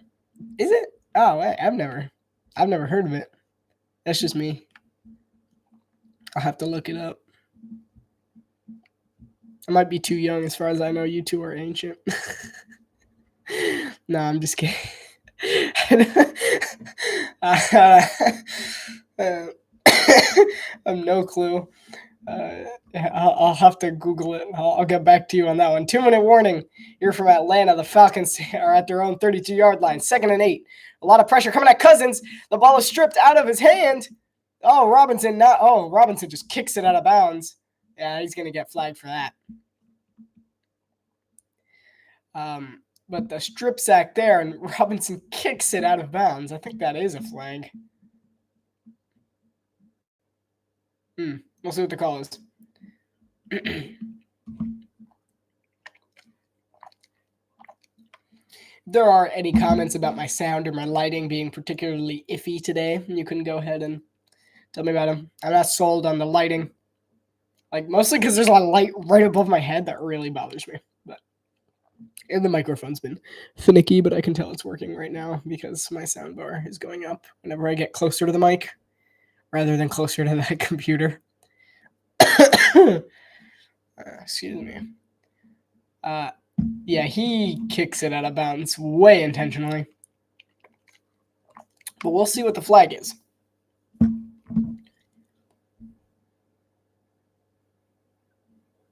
They are taking their sweet time. Andy Reid seems to be trying to get a handle on what's going on. Terry McCauley, the SNF rules analyst, is explaining now. We'll see what the call is, though, since we don't have him.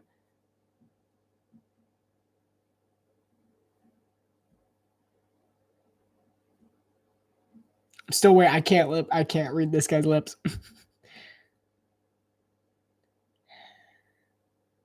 What was it for? I don't think they called anything. Is that another band? I'm so uneducated when it comes to music, honestly. I know the big names.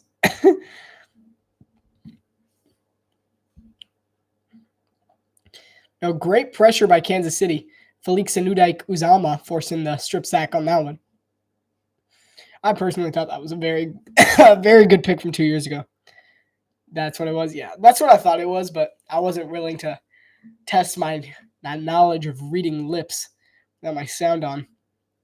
But yeah, that's what I thought it was. I thought it was illegally kicking. 3rd and 12 coming up for Atlanta.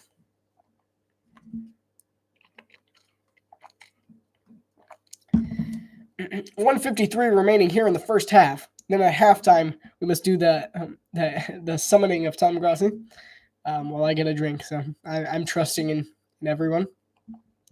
You'll all just type in the chat one after another. Summoning Tom Grossi. Yu-Gi-Oh style.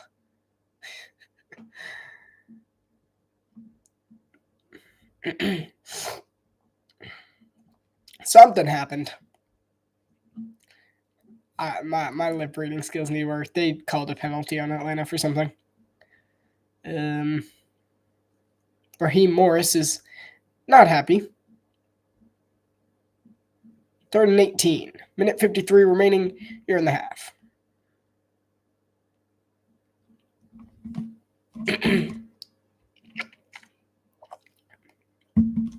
Kirk Cousins. Robinson behind him. Oh, bad snap. Robinson somehow recovers it and manages to take it 4 yards. A bad exchange there. And Robinson, it just lands in his hands. Very lucky break there for Atlanta. So they'll be forced to punt, but it's better than giving Kansas City the ball right there. The Chiefs will take their second timeout. Just hits his hand the wrong way. Couldn't get a grip on it, and it just so happens to land right in Robinson's hands. That's crazy. What a job by Bijan. Ooh. He's just MVP of the game just for that. Just for that little catch. Just hot potato bouncing around.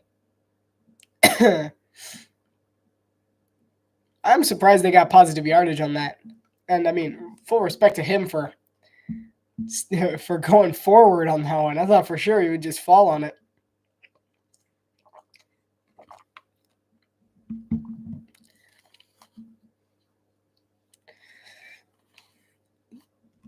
Word of advice, wearing headphones for an extended period of time hurts. Falcons will have trouble downing that one. They'll go to about the 34, where Patrick Mahomes will have a minute 37 to start his drive. And knowing Patrick Mahomes, he'll most certainly make it count. 1:37 before the half. It's been a pretty good one. It's actually been much higher score than I originally anticipated. I had it much lower. I had it like 3-3 at this point in the game. I expected it to be Spagnola against Morris, but there's been some offense. There's been a good amount of offense. Mahomes so far in this one, 15-21 for 115, a TD and an INT. While Cousins has been pretty good. He's been pretty perfect. 7 of 9 for 118 and 1. Good all around as far as our quarterback competition, with the exception of the one Mahomes interception.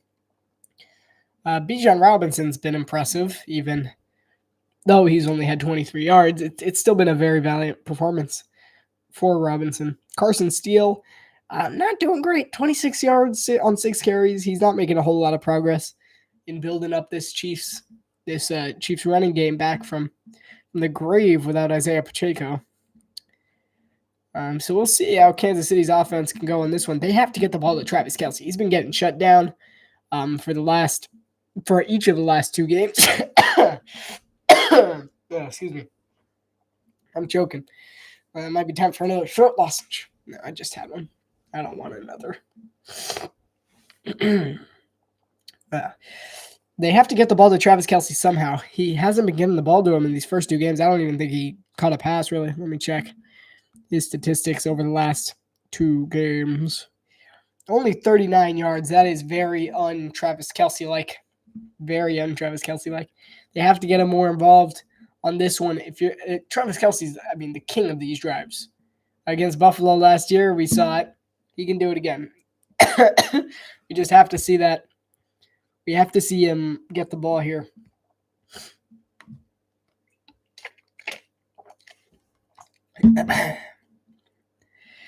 All right, so let's make sure we get the drill right. So when halftime comes, I'm going to go. I'm going to fill up the cup, and then you guys are going to make sure that you try and summon the raid. You're going to summon the raid. You're just going to summoning Tom Grassi.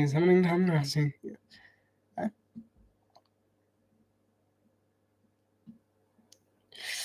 Ooh, that was tight. I actually have a very tough fantasy football matchup going on right now, where I'm 0.15 behind him. I'm actually in the lead, but projected I'm 0.15 because he's got Josh Allen as his quarterback. So we'll see how that goes. Patrick Mahomes drops back to pass with 1:35 left to play. He'll deliver to Samaje Perine, who can't get out of bounds. Chiefs trying to go hurry up with 1:30. Clock is ticking for Kansas City. Mahomes trying to settle down the pace of this offense a little bit. He'll take the snap. And under a lot of pressure, he's gotten from behind, and he'll have to throw a very dangerous pass. Oh, and the Falcons run intentional grounding on that one. I feel like that was a little bit late of a throw. Interesting call. I'm not sure I would have called that intentional grounding, but I would have called the play dead because he's not going anywhere. He's got him. Dead to rights. 3rd and 5. Coming up for Kansas City from their own 39-yard line. 1:16 remaining before the half. 4 seconds left on the play clock. Mahomes drops back, and he'll throw underneath, and it's almost intercepted. Jesse Bates III almost had his second in 2 weeks. Off the deflection, he just drops it. Oh, that was tight. Oof, man. He's going to want that one back. He just wasn't ready for the deflection. Hits him in the hand. He had to really concentrate. He just narrowly dropped it. Oof, that was close. The Falcons will still get the ball for another 1:11 seconds. Perhaps a chance for Kirk Cousins to throw a few deep shots. Here comes the punt. And it's a decent punt.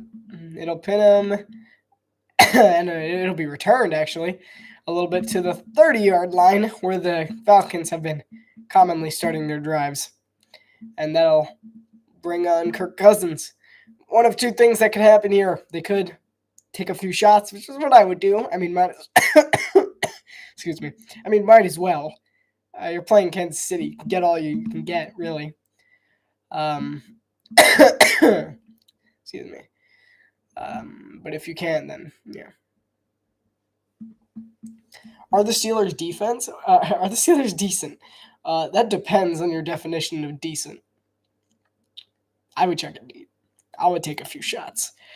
Do you mean decent by like actually like impressive wins or like blowouts or like actually because their offense is trash. Like their offense is hot trash. It is terrible to watch. But their defense is being huge, and Mike Tomlin's doing Mike Tomlin things. Kirk Cousins 1st and 10 from the 30. We'll see what the call is here for Raheem Morris. And there's flags, multiple flags. A lot of pre-snap movement. I guess it's going to be false start. It is false start. That was easy. It'll still be first down, but instead they'll be starting from their own 25. Hey, just like in the good old days. Their defense has been doing really well. They've been strangling, but their wins haven't been pretty. I think maybe, I don't remember if they exceeded 20 points. They did. This is the first game that they've had over 20 points was against LA today, and it was exactly 20. Kirk Cousins drops back 1st and 15, and he'll deliver a strike to Drake London, who loses his helmet after a gain of only 5 or 6 on the play. Look at him, 10. 10, okay. What do I know? I was way wrong on that calculation. Kirk Cousins will take the fast snap. Drake London has to hurry to the sideline under a lot of pressure. Ball is tipped, and it's intercepted! And the Chiefs, they're going laterals! And the Chiefs will take over in Falcons territory. Oh, my goodness. And that is such a big play by the Chiefs defense. And the Chiefs have been given life yet again. Raheem Morris is in shock. Who tipped it there? Number 98. I believe that was whom? 98. I know the number. I know the number. And on the block there's no 98, is there? Oh, it was Tershawn Wharton. Tershawn Wharton is the one who made the play there. Great job there. And then lateral to Jalen Watson after the interception by Connor. And they'll dump it off to Samaje Perine, who will make a few men miss. Oh, man, breaking tackles, and we'll get about a gain of 8 on the play. And that'll probably end up as a timeout for Kansas City. My spreadsheet's dying. I have to go get a cord at halftime. While you guys are summoning Tom. Rashee Rice entering this drive 45 yards after the catch, and 3 missed tackles for 7 this season, most in the NFL by a wide receiver through 3 games. Nice. Yeah, he's been really good. I mean, obviously those legal troubles are something to be concerned with, but that's the off-season's problem. Because he does not want to mess this up like so many greats have. Deshaun Watson back in Houston kind of messed up his career a little bit because of legal issues, and Rashee Rice is in jeopardy of doing the same, so we hope he can get out of that. 23 seconds before the half, they're at the Atlanta 26-yard line. Had to do quick math there. Patrick Mahomes drops back to pass under a lot of pressure, rolls to his right. Still under pressure, he'll step up and he'll throw for the end zone. Overthrown for anybody, incomplete. No one in town going for Juju Smith-Schuster. Oh, my eye. Ugh. No. Commentary is for the tough. Yeah, he overthrew. He was looking for Kelsey, but Kelsey was wrapped up by A.J. Terrell on that one. It was obvious where he was looking on his second read. He was going for Kelsey, but he saw Terrell and Bates coming down. And they got him there. So he just had to throw it away. 3rd and 2. Kansas City's going to take one more shot before bringing out Harrison Butker. Yeah, it is a great name. And it is overthrown almost. I mean, if that was any more inbounds, it would have been picked off. That'll go out of bounds and incomplete. So out comes the kicking team. Harrison Butker to bring this game within 1 after the costly Kirk Cousins interception off the tip and then the lateral. And the Falcons defense holds strong one more time to force Kansas City to another field goal. Harrison Butker's first made kick was 53 yards. This one's only 44. This should be a chip shot for one of the best kickers in the game. Snap good, hold is good, and the kick is good. The rush got home a little bit there, but he got the kick off. 14-13, 6 minutes remaining in what might just be the longest second quarter ever. Last week we had the longest third quarter ever. I don't know if anyone was still here for that. So bad. It lasted about an hour and a half just on the third quarter. Terrible. That was such a bad game. It was terrible game between Chicago last week. It was so bad. And the flags, 21 flags. And most of them were in the third quarter. I was only having fun because I had people to talk to because the raid had just happened and I was having a blast. But otherwise, I would have been like, if this were a normal game, I would have been like, I'm going to bed. I'm like, what a terrible game. In the words of Tom Grossi at the end of his Bears-Texans live stream, wow, what a god-awful game. I believe were his exact words. And that is exactly what it was. Terrible game. But we stuck it through. This one's turning out to be much better just as it is. Harrison Butker's kickoff will fly into the back of the end zone. And they will get it at the 30-yard line. One more chance. Kirk Cousins has been sacked once. They've each thrown him one. They've had identical numbers. What is this? Cousins has a 103.6 quarterback rating, 71.2 quarterback rating from Mahomes. They've both thrown 128 yards, a touchdown, and an interception. That's crazy. And Cousins has been sacked once. Those numbers are nearly identical, even though Cousins has thrown almost 10 passes less completions than Mahomes. So Cousins will take the knee, not bothering to take any more unnecessary risks. So the quarterbacks will go in tied with yards at halftime. All that is the half. So you guys know what to do. Summon Tom. I'm going to make myself a drink. And I'll be back. And I'll try to work out a cord situation. And I'll be back for the third quarter. I'll probably be watching until then, but I won't be talking. All right, I'm going to see if this mutes. Should.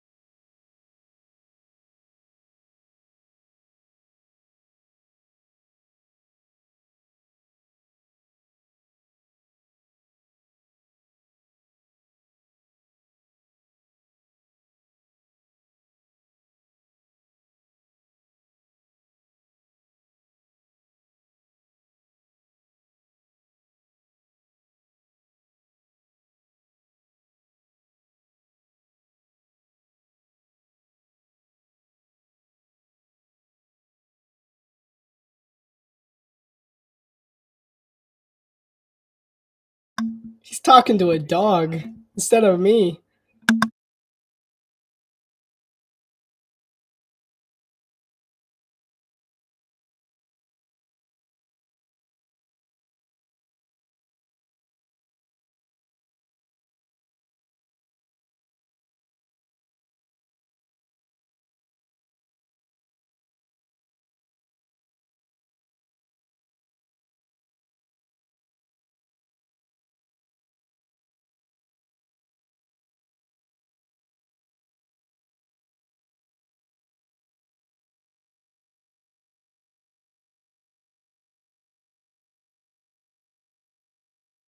He finished his raids. We did not get raided. Very sad.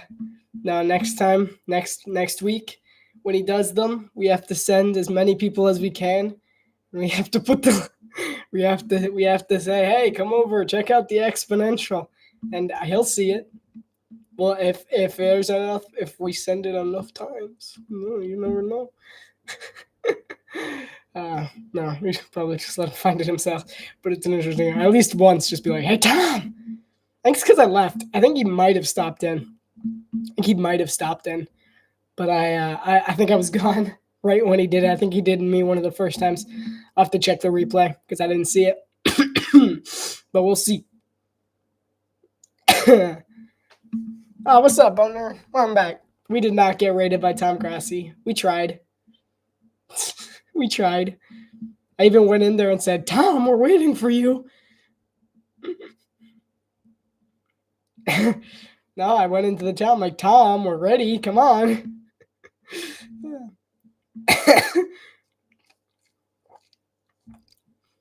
No, he didn't see it, but it was funny. It was a fun bit. Like, Tom, we're waiting. No, he was talking about a dog. One of the people that he raided had a dog and he wanted to know the name. Spent like 5 minutes on that. Took up all the time. He might have stopped in at the beginning, but I think it's because I went to get my drink like right when it happened. So he might have been here, but he didn't see me here, so he might have backed off. Or he recognized the back set and decided he'd already done it. Something like that. We'll see. So the game is just about to get underway here in the second half. I got my new drink. We're set. We're ready. Arthur Blank is coming onto the field. Maybe not. Has it been 12 minutes yet? I feel like it hasn't. Excuse me.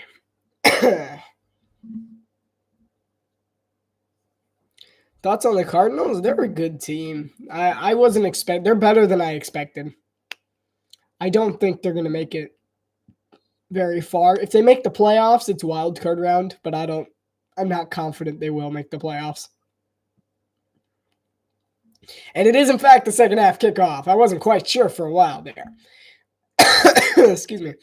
But the Falcons will hand the ball right back to Kansas City to open this third quarter. So the Chiefs ended on a high note in half number one. Travis Kelce's been relatively silent in half number one. He's only been targeted about twice, or 3 times, and he's only caught one pass, and it only went for about 2 yards. He's been so silent today. He's been covered very well by the likes of Jesse Bates and A.J. Terrell, so it makes sense. But 2 receptions for 4 yards for Travis Kelce. Mahomes will throw right back Kelce's way as if he read all of our minds. It goes for 9 yards for a first down. No, not quite. Oh, yeah. Well, you got the big catch already, 9 yards. That's pretty big, right? Or do you mean bigger?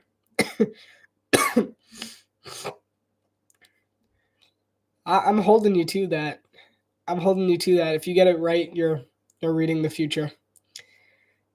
If you had, I say big passes, 10 plus yards. That was 9, so I think you should. Rashee Rice breaks through a few tackles and gets 15 yards on a screen that I thought was going nowhere. I didn't even think it was worth commentating on. It's just a screen. But he breaks quite a few tackles. 1, 2, 3, 4. Nice. Very good.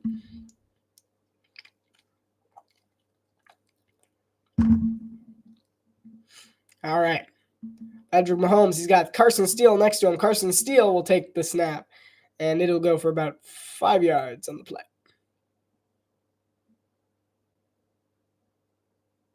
I have not. Should I? Should I see them? Would they be willing to do a collab?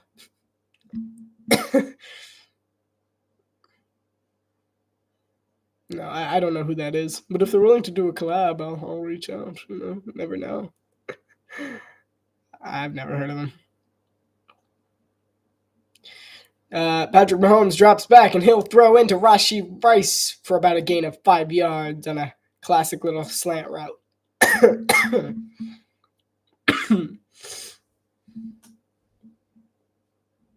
Man, this house makes weird noises.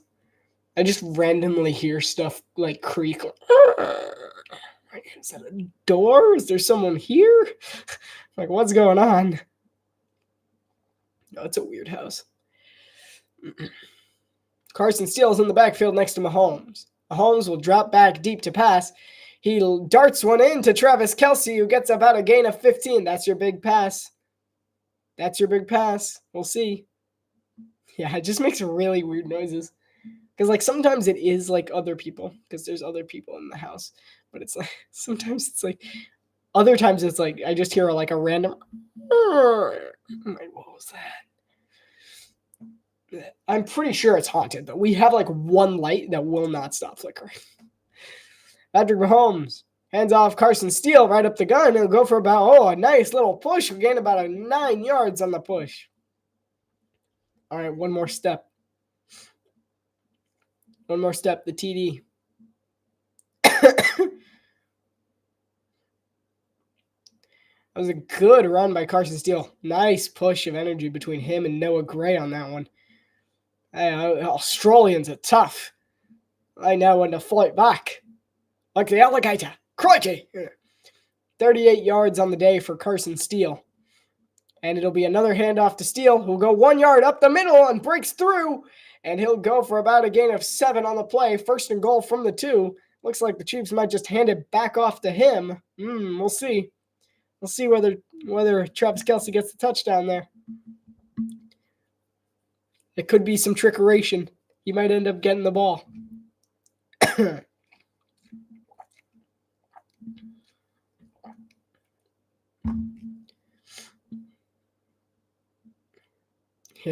Here we go. All right, let's see it. Kelce's at the full. Mahomes is in motion. It's a wildcat. Carson Steele takes it 1 yard. Not going to quite get there quite yet. 1.5 yards. So your Travis Kelce touchdown is still, there's still hope. It's not over yet. I'm like, who's in motion? I'm like, oh, it's Mahomes. Mahomes is in motion. Wildcats never work. Never. Unless you got Jerome the Bus Bettis back there. No, they don't work. Got 3 men in the backfield with Mahomes. And Carson Steele is swamped for a loss of 1. Which means this 3rd down is probably going to be a pass. I don't know. They might end up heading towards Kelce's way. Wait, how much money am I willing to put down on this? I don't know. Maybe 5, 10. Let's see. Let's see. All right, here we go. 3rd and goal from the 3. I'm looking at Kelce all the way. And it's Kelce's a blocker, and Mahomes will be either taken down, but it'll go overthrown anyway if he's not sacked, and that'll be incomplete. It's 4th down. Good job by the Falcons defense. Matthew Judon is injured on the play. That's tough for Atlanta. It's a big pass rusher there getting hurt. Mahomes out-toughed the pass rusher. Matthew Judon, one of the best in New England, and he's been pretty good here in Atlanta. So Travis Kelce does not score the touchdown. He had his big play, but can't quite cash in on the touchdown. Yeah. I totally never believed in you any amount of time. I know, you're not a fortune teller that we thought you to be. But the Chiefs do get a field goal out of it, which means they take a 2-point lead. Kansas City's up 16-14, 9:40 remaining here in the third quarter. Good night, Boat Nerd. Have a good one. See you next week. Sunday Night Football, probably, unless I do decide to do Packers-Vikings. I doubt it, though, because Bills-Ravens. I mean, come on. Bills-Ravens. See you next week.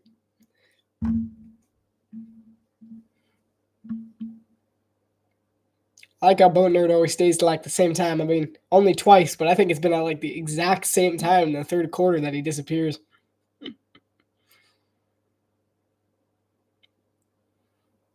He's got a bedtime. Nah, I'm just messing around. No, excuse me. All right, I'm going to pretend that Taylor Swift is at the game. These are keeping me alive right now. I mean, considering how bad my throat's going to be tomorrow, I think I'm doing a pretty good job. Because I fully expect my throat to be menaced tomorrow. Because I'm not really recovered from last week, but Kirk throws a pick in his next 3 passes. Bet. We'll see, bet. Let's go, Kirk.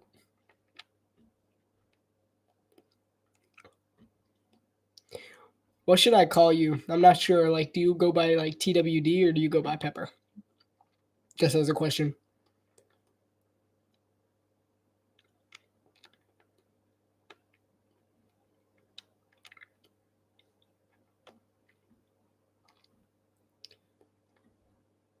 And we're back from Atlanta.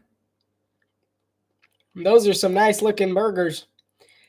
Onion rings, fries. Ooh, that looks good. Oh, man. I want to go to Atlanta. Varsity Diner. No, seriously, though. What? Oh, capricious. Oh, my. Oh, hello.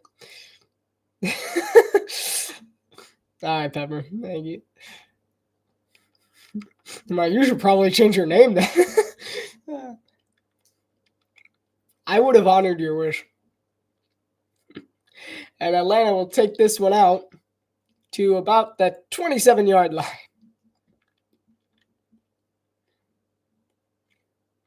All right, 3 passes, Pepper. 3 passes.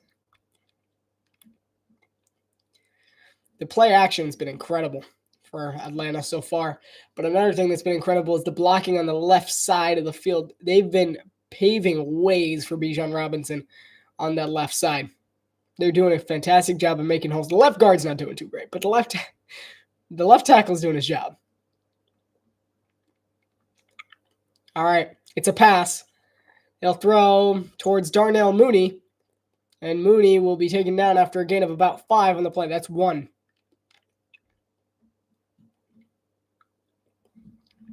Got 2 more chances.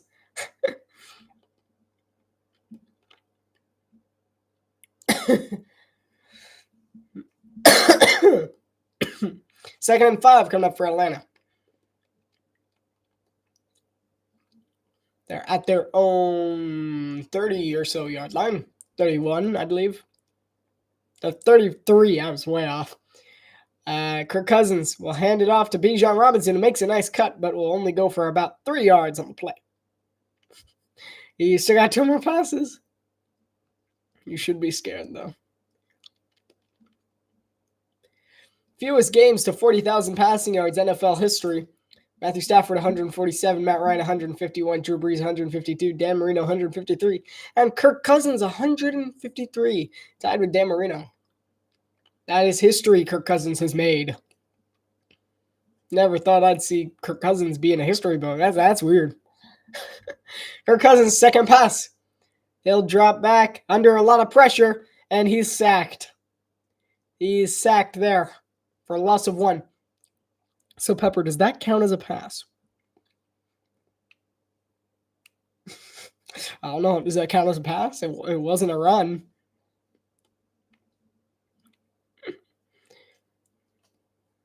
It was brought down by the pressure of Karlaftis. Good defense in the secondary.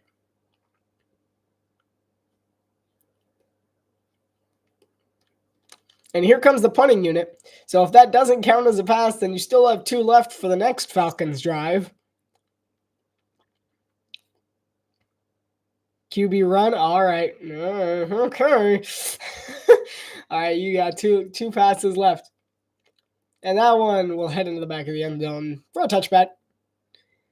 So the Chiefs will take over. Eugene Mercury Morris, favorite player of the day, part of the legendary Miami Dolphins undefeated team, known for his quotes on social media. He will be missed. Yeah, he really did revolutionize the game of the running back game. I mean, Larry Zonka, Jim Kick, along with him in the backfield, dynamic. It showed that you can have 3 running backs on a team. What is this? There's like a commercial going on. Cool. It's a movie with Travis Kelce in it? Okay. Horror movie with Travis Kelce.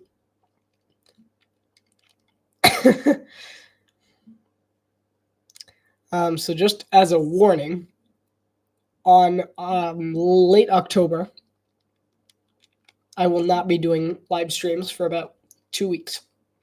2 to 3 weeks. I don't know for sure. But I'm not going to be in a place where...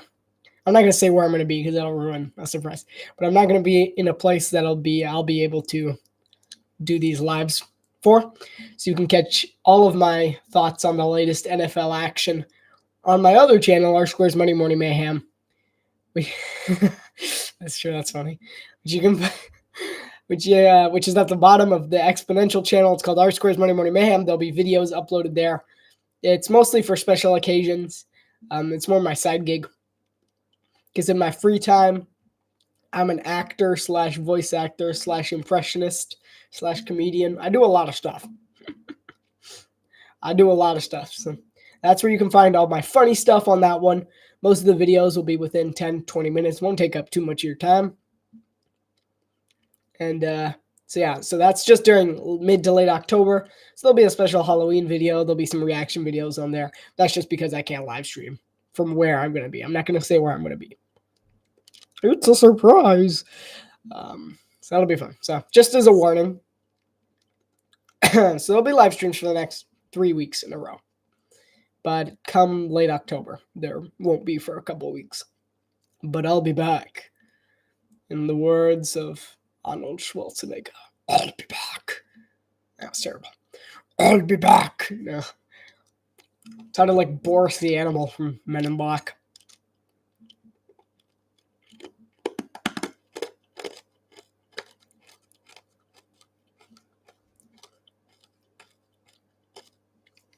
Hand off to Carson Steele. Go for about a gain of 5 or 6 yards. Age. My age? Whose age? Who are you asking?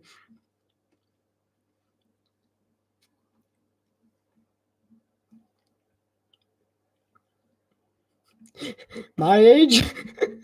I prefer not to tell people that. Patrick Mahomes, 2nd and 5 coming up from at their own 25-yard line. Mahomes will throw a quick one to Rashee Rice. He'll be about a yard short of the first down.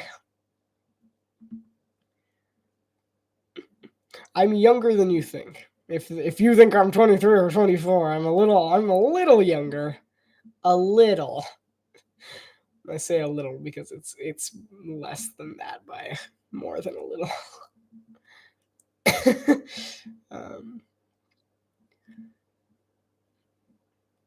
But I'm not going to say that yet.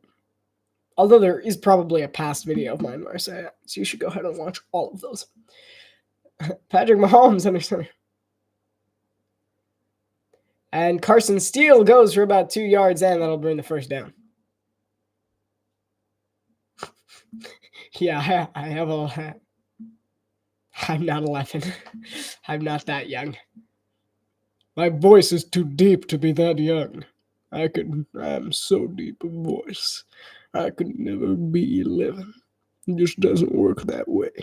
It's not how voices work. Now too low. That was... Excuse me. No, that was too low of an estimation. And a beautiful throw from Mahomes to Rashee Rice, which will go for about 25 to 30 yards on the play. What a throw under a lot of pressure. Kicker to make a mistake, yeah. And Raheem Morris is in shock.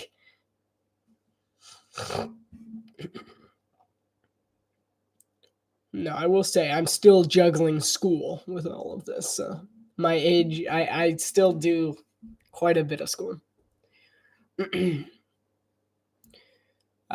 Xavier Worthy in motion. He'll get the call on a screen from Patrick Mahomes, and that'll go out of bounds for about a gain of 1.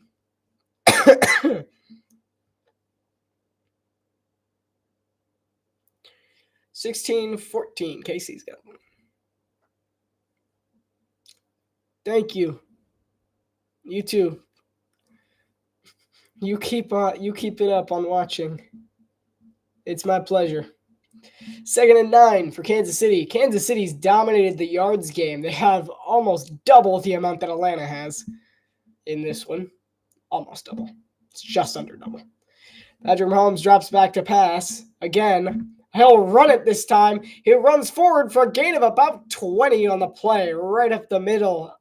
Absolutely abusing the zone coverage there.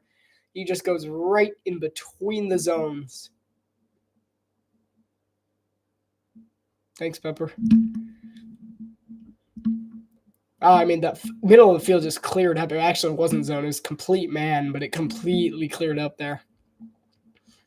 That was all Patrick Mahomes, just seeing the gap, running with it. Good job taking the slide there at the Atlanta 26-yard line, 1st and 10. Hand off Carson Steele. Carson Steele's got a hole. That's going to go for about a gain of 8 on the play. And this is me when I'm sick. This is me when I'm sick. Picture me when I'm healthy. Basically, it'll be the same, just I'm not coughing. Like that.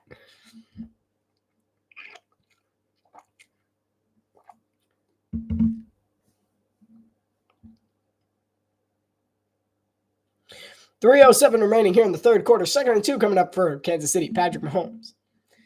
Bell's in motion. Mahomes handoff to Carson Steele. Steele will get stuffed after a gain of about 1.5. Put him a few inches short, maybe a yard. Kansas City's already got a 2-point lead, and it's looking like they're going to take a lead by a little bit more here, really putting the pressure on Atlanta to get some offense going. You still got 2 more passes, Pepper. You better not leave until those passes are up.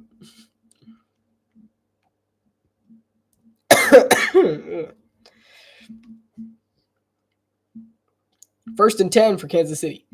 At the Atlanta 16-yard line. They gave him the generous spot. Xavier Worthy on a bit of trickeration. A nice little cut. He'll get about a gain of 5 or 6 on the play. Rashee Rice seemed to miss his block on that one, which ended up in the tackle, but a nice lunging effort to get 5 or 6.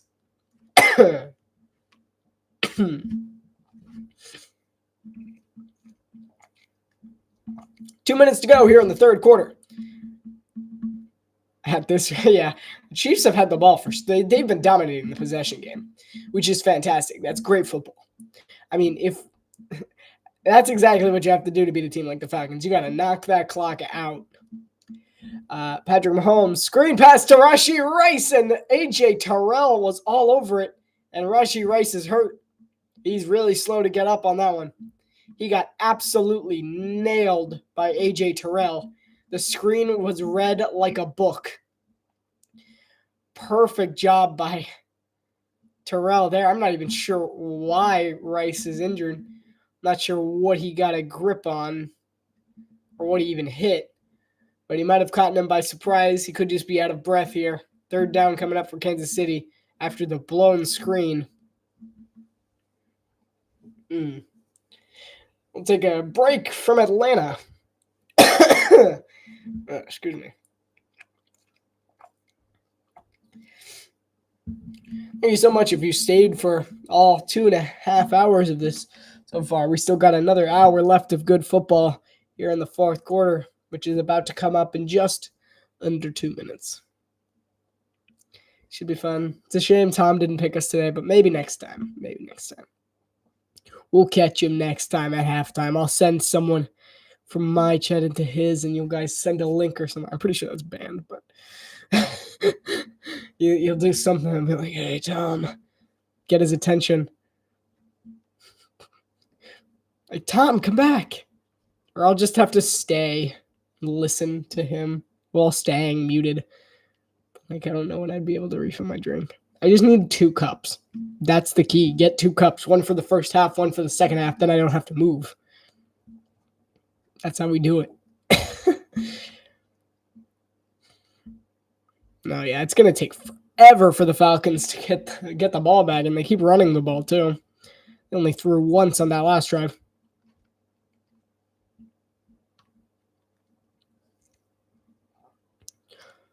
So, Pepper, do you live in, who you root for? You root for who? I'm trying to remember, but I don't think you said.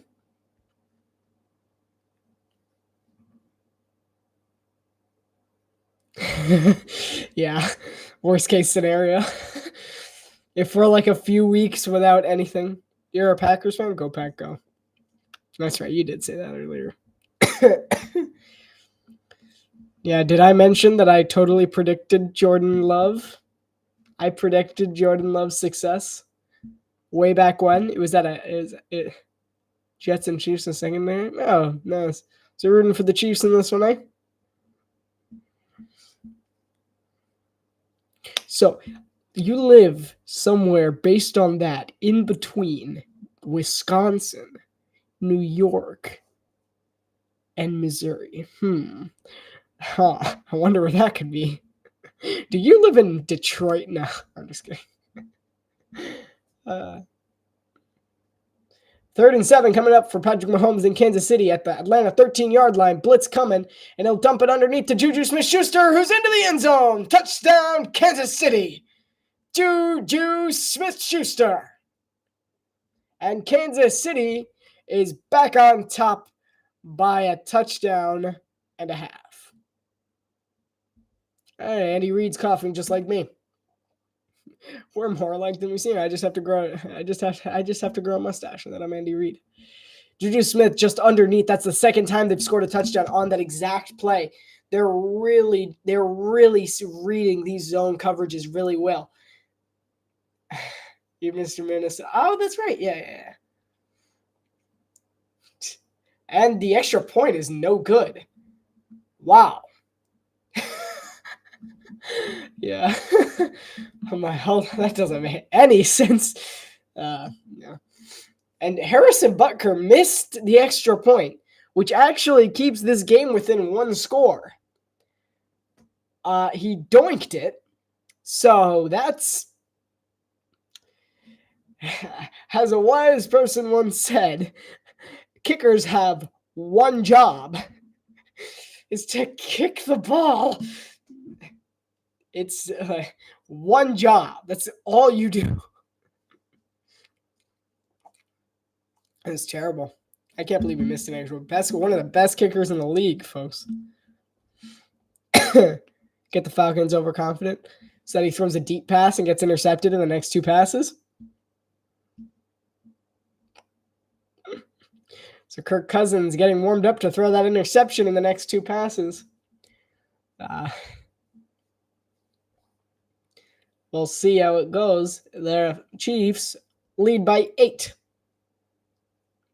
An intentional doink.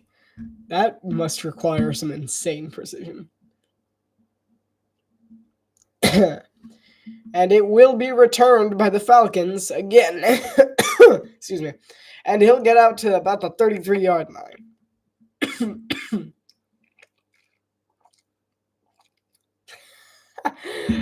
I was not that young. I'm not that young. Not that young. No, I was in a broadcasting area in Atlanta, actually. One of the questions was, what do you think the steal of the draft was? So the steal of the draft was the Packers drafting Jordan Love. They're like, no way, Jordan Love's never going to get a chance to start. I'm like, I watched him in college. I went to see a game of Utah's way back in the day, and it was a really fun game to watch him play. It was a great quarterback, very accurate. He has great vision. That's what I said on the thing. No one believed me. I lost the entire challenge because it was unbelievable. It was a hot take, but it was a good hot take. But they were like, what? Like, what do you mean? But yeah, I predicted Love's success. And I was not a toddler. I'm not like 9. Love was only drafted like 4 or 5 years ago.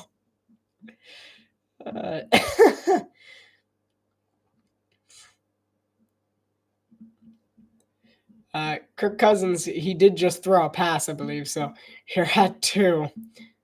Hand off to Bijan Robinson. That'll go nowhere. You got one more pass, Pepper. One more pass.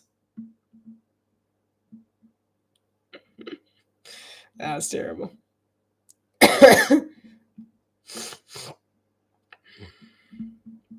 Yeah. No, it did not work.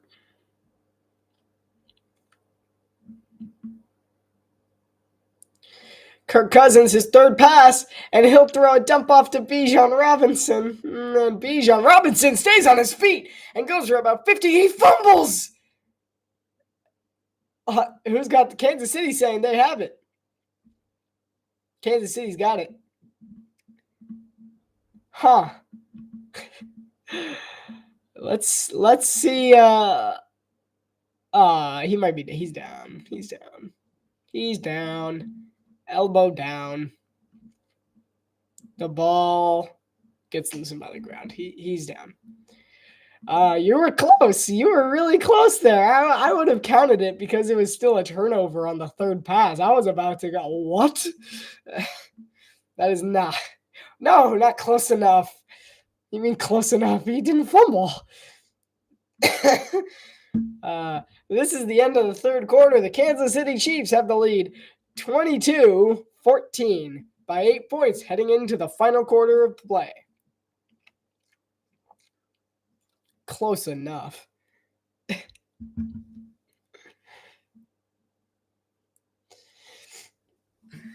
Is there any movies that anyone's interested in seeing soon? Any good movies? Any suggestions? I almost fell off my chair. Just as something, I should get my stat sheet back out. While you guys think of movies, I'm going to go get my stat sheet set up.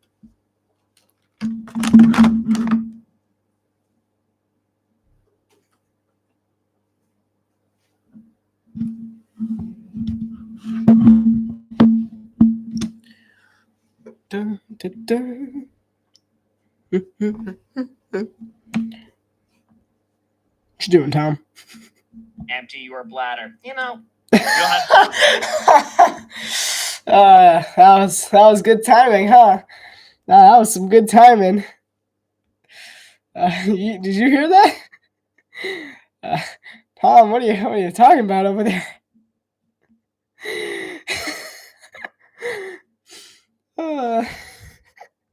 That was great. Hey guys, you heard Tom, empty your bladder. That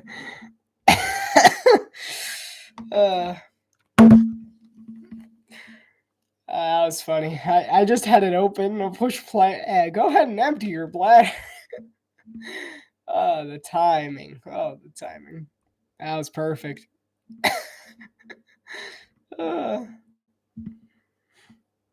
Like, you had to hear that, right? Like, it was close to the mic. I'm like, what's going on?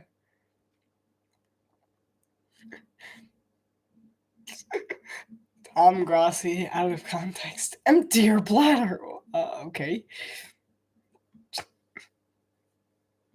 Just make out a sound alert. Like movie genres? Action. Action, cartoon. I don't really care. As long as it's a good movie. I'm not super picky.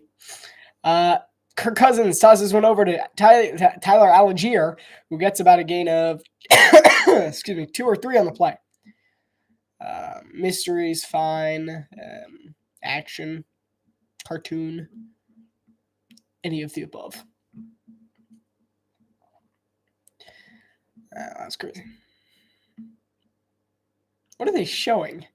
They're showing the edge rush from Atlanta and how well it's being blocked, I guess. Yeah, they're showing how good Wanya Morris is doing at the offensive line. Excuse me, I'm busy dying. Kirk Cousins drops back to pass, almost intercepted, tipped. You were almost there again. That was close. That was close.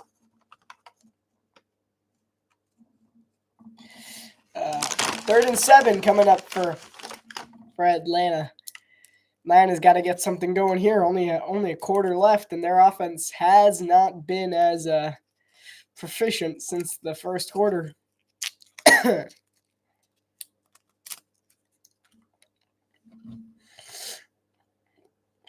3rd and 7 from the Atlanta 44. Kirk Cousins. He's only missed 4 passes today. He's had a pretty good one. Cousins drops back. Throws up the middle. He's got a man. It's Darnell Mooney for a gain of about 25.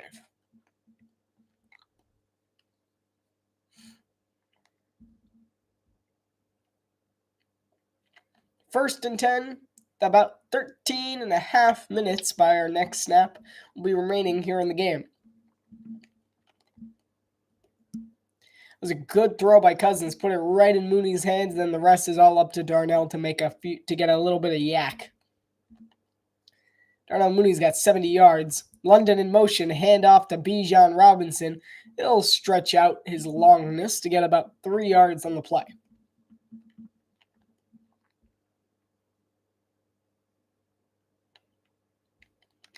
Second down and 7 or 8 coming up. 2nd and 7 coming up for Atlanta.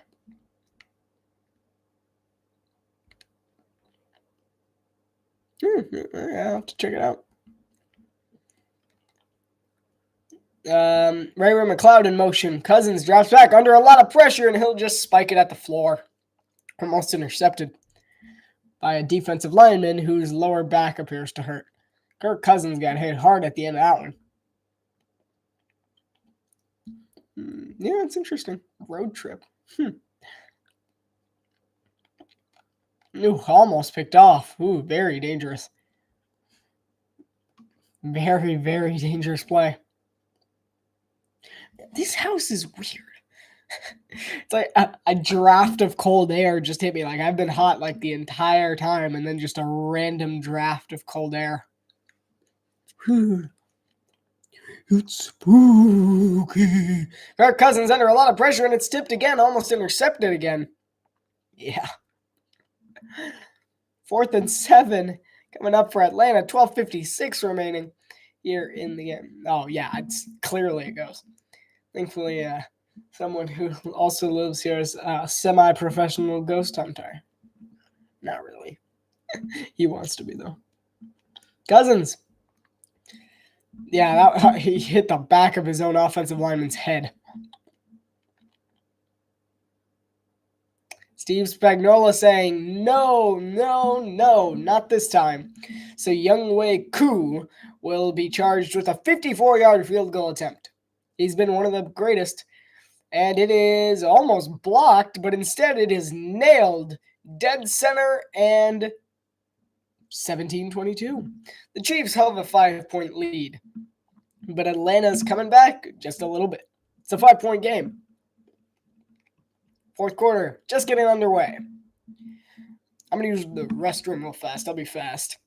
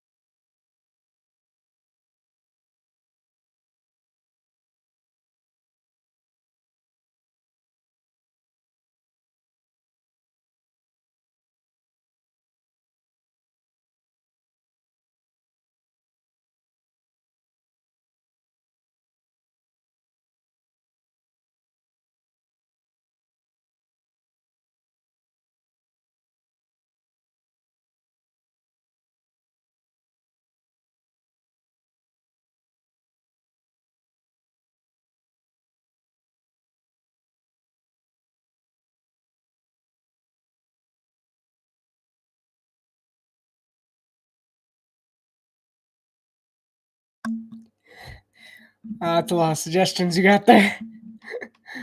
Yeah, those are some pretty good. The Rocky movies are good. From what I know, I haven't seen them. I should, but I haven't seen them. Interesting. Yes, I'll keep that all in mind. It's here permanent record. Yeah, watch this. Everything's dead. Like every single piece of equipment on this table is like 10% remaining. Anything that's electronics about to die. Only we have 13 minutes remaining here in the fourth quarter, so we're all good probably. I had to charge in my electronics budget. It's at 20%. My other one's 20%. Tracking my fantasy, I'm in the lead now. I don't even know who I'm playing. Who do I have? I think I might have Butker. I might have Butker on my team, which is why.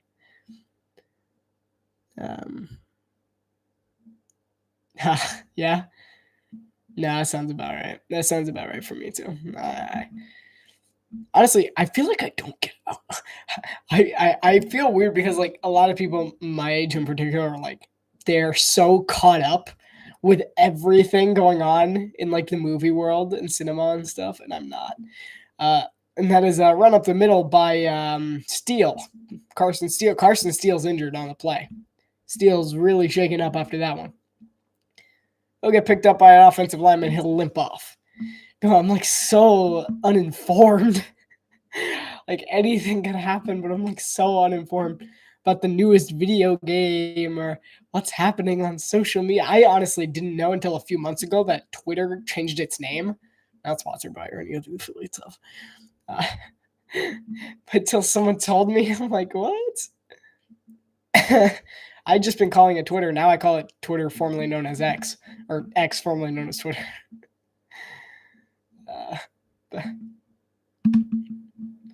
I'm like so uninformed compared to everyone else. It's terrible.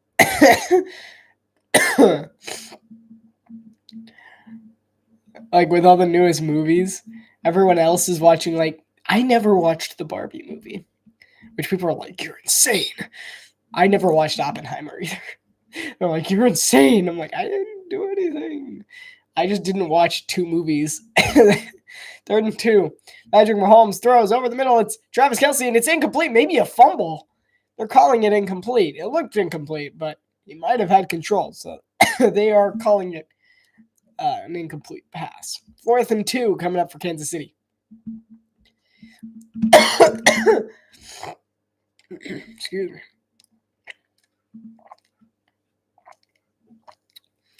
No, seriously, I'm like so wildly uninformed about like the outside world. Like this is me, basically. I didn't see him. No. Oh, bad punt snap, and the punter has to really recover. Thankfully, no pressure was coming, and he ends up nailing one to the 10-yard line. Yeah. Oh, and there's a fumble! What? I looked down for like a second because I thought he was down, but the ball slipped out. And the Chiefs do recover it at the 10-yard line after a bit of a scare. Wait, let's see that again. So a terrible snap, way high. Punter has to really recover. Thankfully, he has no pressure. A great punt. And I thought he was down there. He was down there. And the ball slipped out in between his legs. It went down with the ground. His elbows down. So he was down. I think he was down. What's the call here? The Chiefs are saying they have it. They did recover it. No, yeah, he was down. I thought so. I'm gonna put the thing back. I should stand. I have an old back. Well, I mean the Falcons. The Falcons center got injured. In the second quarter, early in the second quarter, so they've been on a backup center for the last quarter and a half. I don't know about Kansas City, what their problem is. They're just having some bad snaps. They're just having their issues. But the reason for Atlanta's bad snaps has been because their center went down with an injury. Hopefully he won't miss too much time. So they were definitely having some issues. And that long snapper for Kansas City might find himself looking for another job, perhaps at the nearest Walmart. They have those in Minnesota. Oh, wait, you're from Florida. I can say Publix. That's what I think. Because like at the nearest Publix, he's the new bag boy. Once you get cut from an NFL team, you go to work at Publix.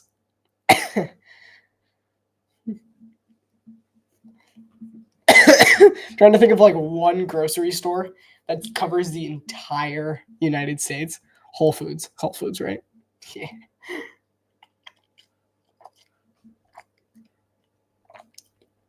Maybe Whole Foods. Do they have Whole Foods in the West? In LA, where all the crazy people lived? I mean, it would probably be like $1 bajillion to go buy something at Whole Foods because it's California. But I'm from the East, if you couldn't tell.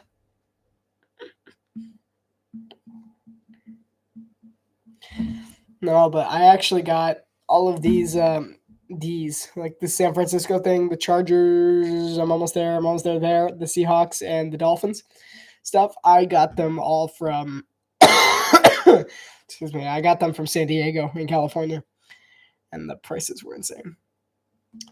I've only been in one once, and I don't even think we bought anything. Zach Robinson's the Falcons offensive coordinator. My answer to my question has finally been answered after 3.5 quarters. I've been thinking about it. I'm like, who is it? I kept thinking like Liam Cohn, but I think he's the offensive coordinator for someone else. I'm blanking on who, but yeah. Somebody. Kirk Cousins will take the snap. Cousins under a lot of pressure, wobbly pass, and it's almost intercepted again. There is a flag potentially for roughing the passer. Okay, go ahead. Bet. Go.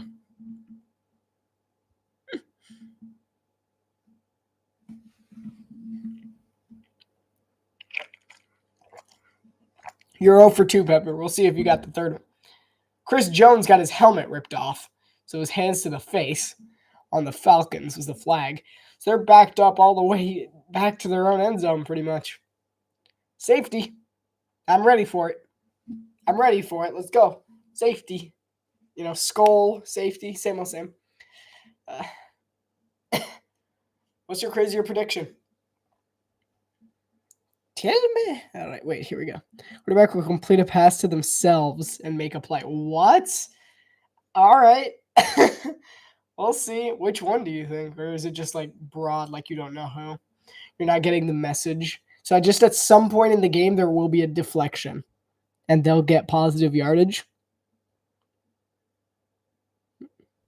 Right? Did I understand that correctly? So deflection to themselves, and they return it for positive yardage. Tyler Algier goes right up the middle for a gain of about 20. 1st and 10 from about their own 40 or so yard line, maybe 35. I might have completely overestimated how far you went. No, I went way too far. At their own 28-yard line. Yeah, all right, cool. But we'll see. Her Cousins. Hand off to Algier again, who'll go for about 2. Bijan Robinson honestly been getting beaten out by Tyler Algier. He has been. He's been getting beaten out, in my opinion. I always liked Tyler Algier. I struggled when the Falcons drafted Bijan Robinson. I always thought it was kind of a bad move. Just from a franchise standpoint. I feel like they could have used the pick for better stuff. I mean, Bijan's been good, but he hasn't been like the level of talent that they can get. That's true. I love Marcus Mariota. My first ever time I played fantasy football in a league, I had Marcus Mariota as my quarterback, and I won it all because in like the very last week, he had like 36 fantasy points or something like that. He had like 2 rushing touchdowns, 3 passing touchdowns. He had an incredible game. Back when he was in Tennessee. Remember those days? I'm old. No, yeah. It'll just be a deflection for positive yards. I'll wait and see. Back in my day. Second down. Coming up for the Falcons after Bijan Robinson went for a small game. They're at their own 40 or so yard line. They were at the 39 based on there. What did you know? Wait, did something happen? Am I behind? Is there a deflection? Cousins throws quickly under a lot of pressure, gives it to Drake London. Oh, Drake London almost fumbles. He bobbles it, but ends up holding on to it for about a gain of 10 or 15. Probably more like 10. There's an injured Chief down on the play. We'll see who that is. Drew Tranquil came in hot on Kirk Cousins. I do not know who was injured. 32. Looks like his knee gave out a little. Potentially just cramps. Yeah, that would be interesting. It's something interesting to test out.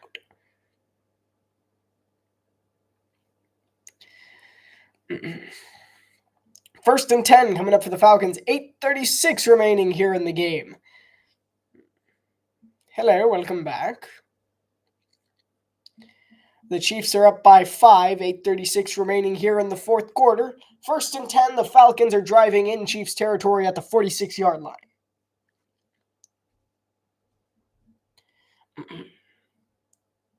Cousins, he's got that guy in motion. McLeod in motion. McLeod takes the jet sweep, and McLeod's still in bounds. What a run by Ray McLeod. That'll go for about 20, maybe more yards on the play. Let me double check that. Excuse me. 20 yards. Nice. I nailed it. 20 yards exactly on the play for Ray McLeod. Maybe a little bit of hair of a face mask there. Let's see that again. Maybe a little bit of a face mask penalty. Horse collar, potentially. That was a little iffy. Could have been a call there. Kirk Cousins will go for a screen towards Darnell Mooney, who will get wrapped up in the backfield. Not going anywhere. It's Justin Reed. Loss of 1 on the play. Maybe 2. We'll see what the final spot is. They'll say it's the loss of 2.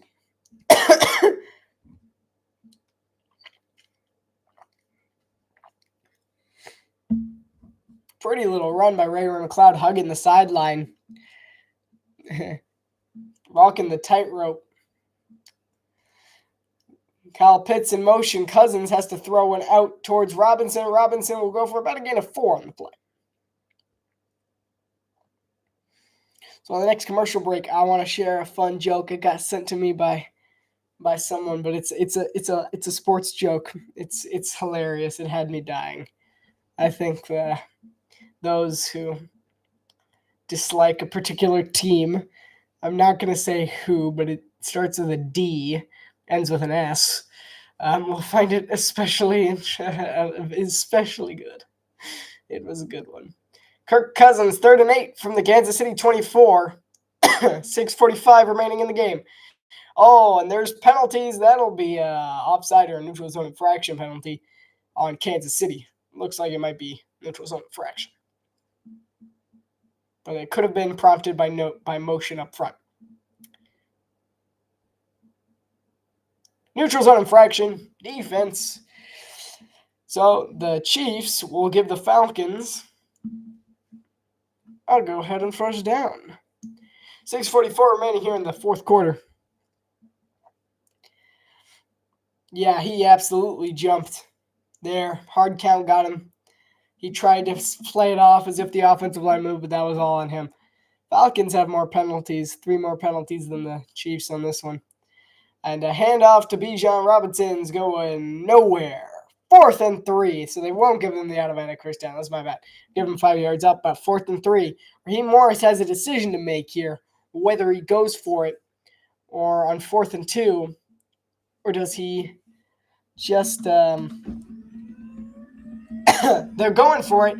Kirk Cousins will throw quickly to Drake London, who's got the first down. And the Falcons on a nice little pass to Drake London, a gain of 7 on the play. Puts them a goal to go, I believe.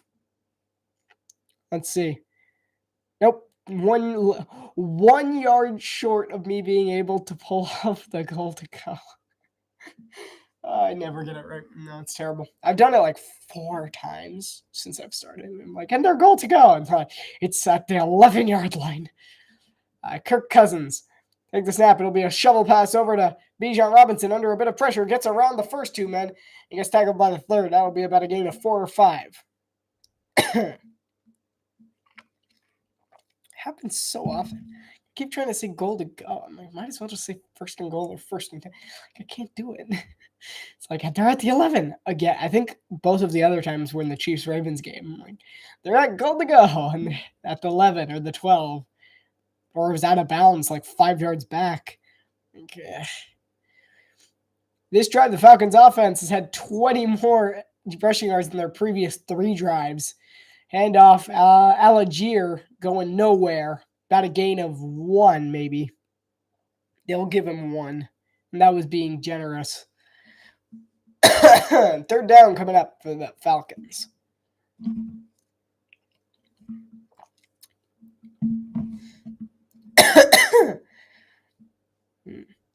Yes, I'm dying in my throat. It's fine. Only got 4 minutes left. Game minutes, but still 4 minutes. Kirk Cousins, 3rd and 5 from the Kansas City 6. Line to gain is at the 1 yard line. Pressure coming. Heavy blitz. Cousins tries to fit it in. Cannot. Incomplete going towards Kyle Pitts. Incomplete. I don't know why that was the correct decision. They were in double coverage. He was well covered. I don't see how he could have possibly fit that in there. Thank you.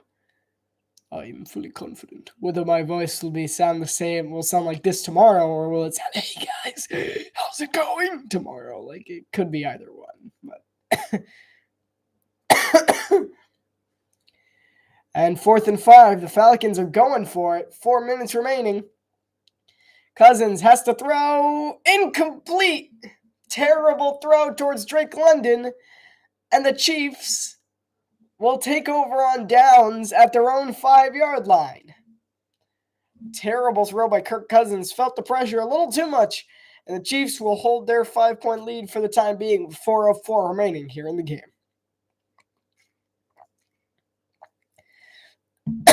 You got 4 minutes and 4 seconds, Pepper. 4 minutes and 4 seconds. You think it's going to happen? I don't know. You're kind of over 2. We'll see about the third one. This house has to be haunted. I just felt like something like hit my head, the top of my head, but I have no idea what it was.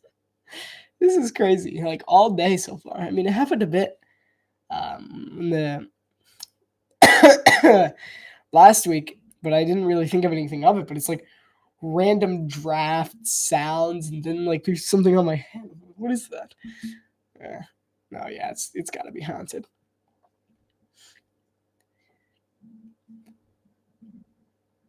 There's no scaring me, ghost. The lights proceed to flicker.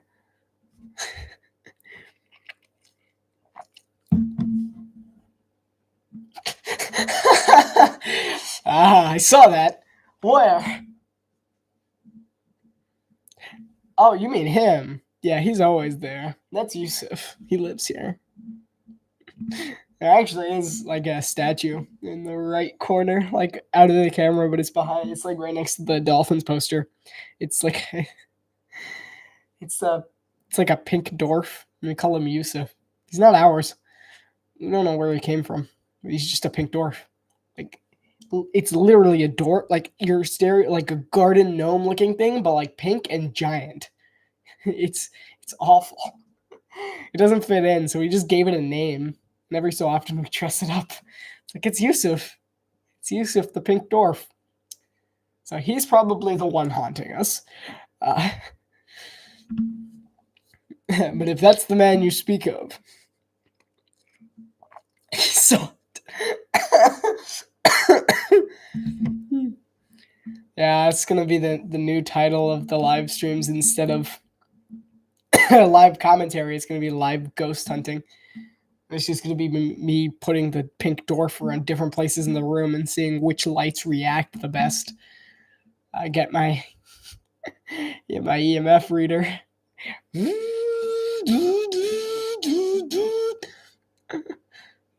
All right, 1st and 10 for Patrick Mahomes in Kansas City from their own 6-yard line. Handoff will go to Carson Steele, and he'll be swamped for about a gain of 1 or 2 on the play. They'll give him a good spot. Give him 2. Our fantasy team's winning. They're winning. It's good. I have a tough matchup today. I mean, I am number 1 in my league, but I'm playing number 2, so it's a tough one. If I win this one, we're good. We're locked up.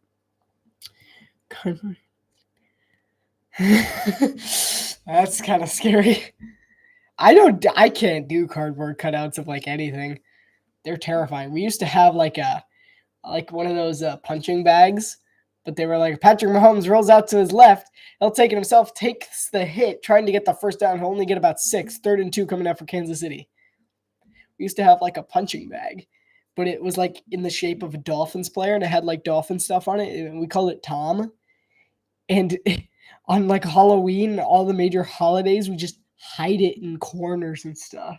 And we just keep moving it. I eventually broke it by punching it too hard, but so sad. He's got a hole now. He's flat somewhere. He's like we like put him in corners like behind the couch or something. I'll be like, I found Tom again. So Yusuf is the Tom of this house because Tom was at another house. Patrick Mahomes drops back to pass, and what a terrible throw. I don't even know where he was going with that one. And Mahomes just basically throws it at the floor, 4th and 2, which means they'll have to give the ball back to Atlanta with 2:33 remaining. Could this be the Falcons' chance? We might actually have a good ending.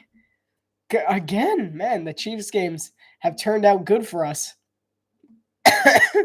So far, the Ravens-Chiefs one, I mean, this one has by far been the most interesting game I've commentated so far this season. Because if I'm being honest, Ravens-Chiefs was terrible until the 4th quarter. It was so bad to commentate on. And Bears-Texans was just a terrible game. It's just such a bad game. And this one's been fun, though. There's been enough happening. Not too many penalties. It's been quick moving. It's been moving. 2:26 remaining. The 4th quarter. On the punt, there was a flag. So we'll see whom it's on. Whom.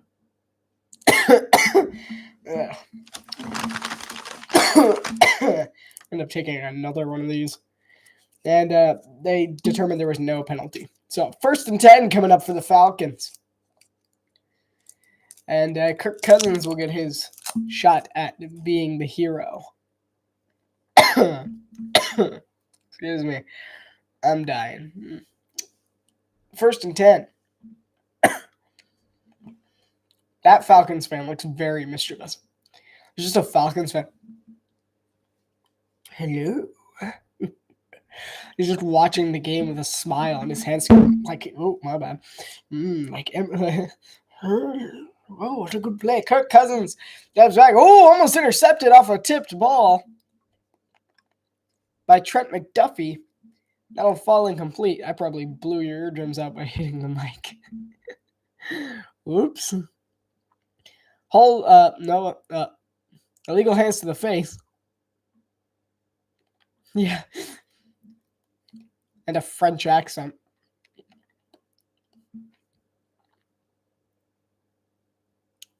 Yeah.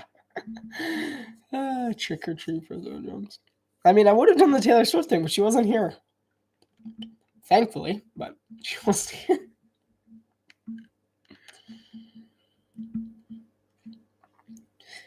So I'm just taking them randomly at this point. Kirk Cousins drops back to pass at their own 40-yard line, delivers a strike to Drake London, who gets him inside Kansas City territory to about the Kansas City 46 or 47-yard line. Everything's dying. I'm like looking at the battery of everything, and it's all so low. Hopefully my mic does not need charge. Yeah, Kirk Cousins drops back. Throws to no man's land, but there's a flag. Looks like they're calling pass interference on Kansas City on Trent McDuffie.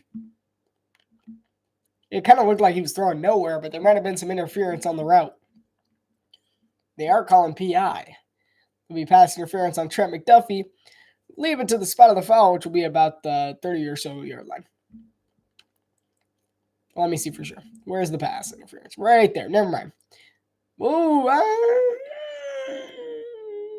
don't know about that. That was a rough call. That kind of looked more OPI than DPI. Well, anyway, we'll see. We'll see the Falcons at the Kansas City 30-yard line. Yeah, I don't know. We'll see the Falcons taking over at the Kansas City 30-yard line on the other side of the 2-minute warning. There's 2 minutes left, live from Atlanta. It's going to be a good finish. It's going to be a good finish. Yeah, I didn't. That little push-off seemed more like him than the defender. Kind of looked like that McDuffie took it in the chest. There was no hand motion. He was not early. I don't even think it was catchable anyway.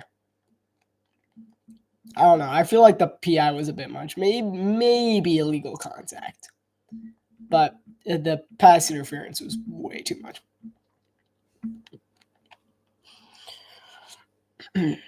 I know I said that like I would wear the colors of every team, but I felt like wearing green. I felt like wearing green today instead of red. I didn't really think about it. I just kind of put on green. So next week, I might put on a poll because I had at least 2 people just here ask me for Packers Vikings on 1 o'clock on Sunday, which is a very weird one, to me at least, especially considering Sunday Night Football's Ravens-Bills. Ravens-Bills. So we'll see. I might put on a poll. You can find that on the feed. It'll be on the feed in the posts section of my channel. If I do make one. I might not. I might decide for you.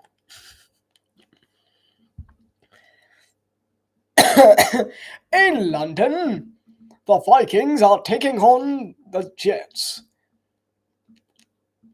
In London? Yes, in London. On October 6th. I might as well commentate on that. That'll be fun. I could do the entire commentary in a British accent. Oh, hello, it's Aaron Rodgers, sipping tea, while being sacked and probably tearing his Achilles again. I think he threw an interception.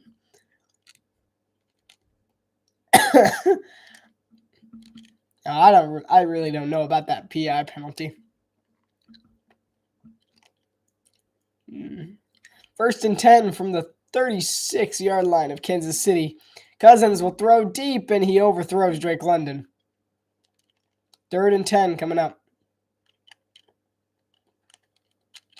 Sorry, 2nd and 10 coming up. They already changed it. Man, their crew is so inconsistent today. The NBC camera crew and tech crew in general. And it's like it's preseason for them. He actually probably could have caught that. That was a lack of effort by Drake London.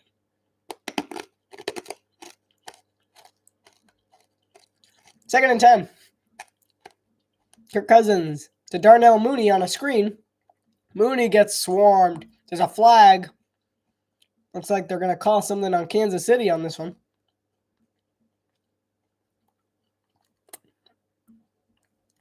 No, I would do the all-British commentary of the London games. Just for the fun. Just for fun. Looks like they're going to call a horse collar tackle on Jalen Watson on Darnell Mooney. Sam Darnold has come to grace us with the presence of London. He throws to Justin Jefferson, arguably one of the greatest wide receivers. How do you think? They might not. But you think Green Bay is going to win even if they don't have Jordan Love? What if it's Malik Willis? Cousins throws a screen to Mooney, who gets absolutely nailed behind the line of scrimmage, and that'll go for a loss of 3. Even if they don't have Jordan Love, do you still think the Vikings lose?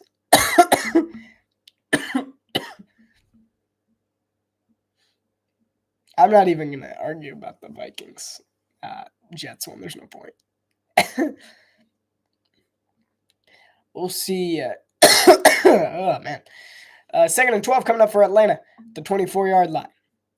Cousins throws in a tight one. Drake London escapes the tackle and gets about 11 yards to the 13-yard line. He's about 1 yard shy with a minute remaining in this one. Don't give Mahomes too much time here. It was a little risky to call a timeout there. No, that's true. That's fair. He's very good, though. He adjusts very quickly. And Matt LaFleur has proved himself to be one of the greatest head coaches in the league. Excuse me. Honestly, everyone thought LaFleur's success was Aaron Rodgers, but I've always liked LaFleur. I liked him less when Aaron Rodgers was around, actually. Because sometimes it felt like Rodgers didn't listen. You know? You kind of had that feeling that LaFleur wasn't really running the offense, but when Jordan Love came in, it really started feeling like LaFleur was completely in control. 3rd and 1 with 1 minute and 3 remaining here in the game. Cousins takes the snap. It'll be a handoff to Algier, who can't get there. It'll be 4th and 1. This is tough. They have to go for it. I think they might have wanted to pass there with the expectation that it would have been a 2-down territory. Interesting play call, because now the question is, do they run it again? Like the same play? Or should they pass the ball here? Andy Reid called his first timeout on this 4th and inches. Excuse me. I don't know if that was the correct call. I think I would have probably passed on 3rd and 1, taken a shot.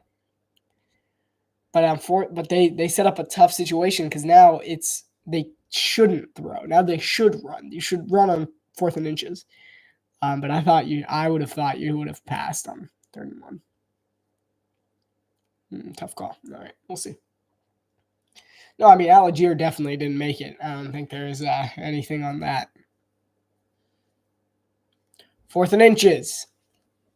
The Falcons, the Chiefs defense, moreover, for the win.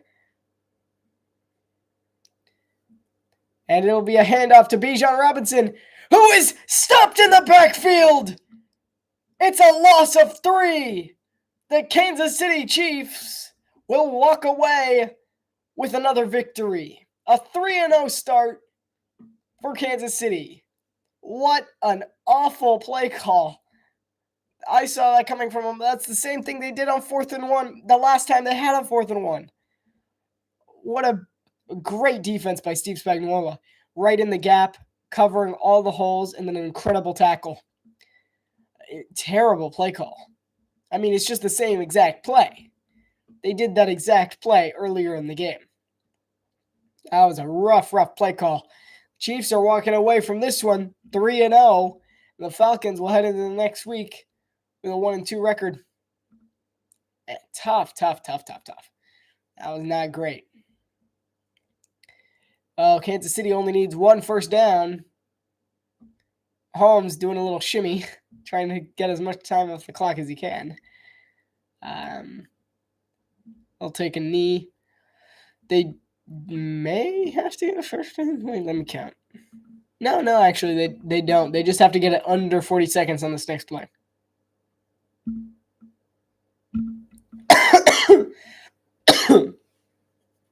So on this play, if they can knock off 5 seconds by just wandering around, then the Chiefs will never give the Falcons the ball again, and this game's over. Great job by Spagnuolo, really predicting the play there. Great defense. Just plugging all the gaps. There was nowhere for him to cut in along the way. Perfect.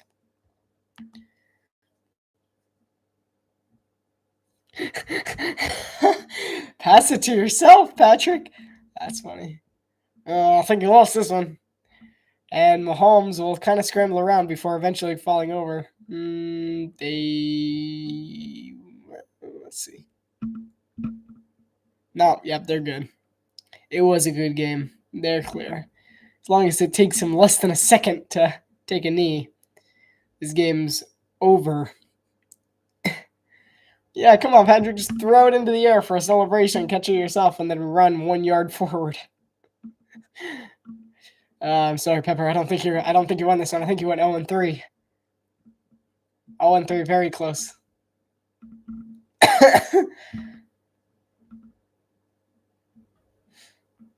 This is actually a pretty good game. It was much better than I expected. Pepper made a bet earlier that, and he does waste that time, and that's it. Yeah, Pepper made a bet earlier that one of the quarterbacks would toss a pass to themselves and then run it a yard forward. And it did not happen. Sorry, Pepper, you went 0-3. Thanks for coming out. But when the clock hits 0, I'm out of here. One of these days. Maybe next week. Raheem Morris and Andy Reid meet in the center as the clock winds down. 5, 4, 3, 2, 1. Ball game. Kansas City Chiefs win against the Atlanta Falcons 22-17 on Sunday Night Football, improving their record to 3-0, and the Falcons going down to 1-2. Thank you so much for watching, everyone. I really appreciate all the support. There will be a video later in the week detailing the 100 subscribers and the 3,000 views on the last live. Hopefully we completely shattered those 3,000 views today. I doubt it because we had the help of the Grassy Posse, but we still had a good one. Had a lot of people here. Thank you guys so much for watching. And I can't wait to see you on the next one.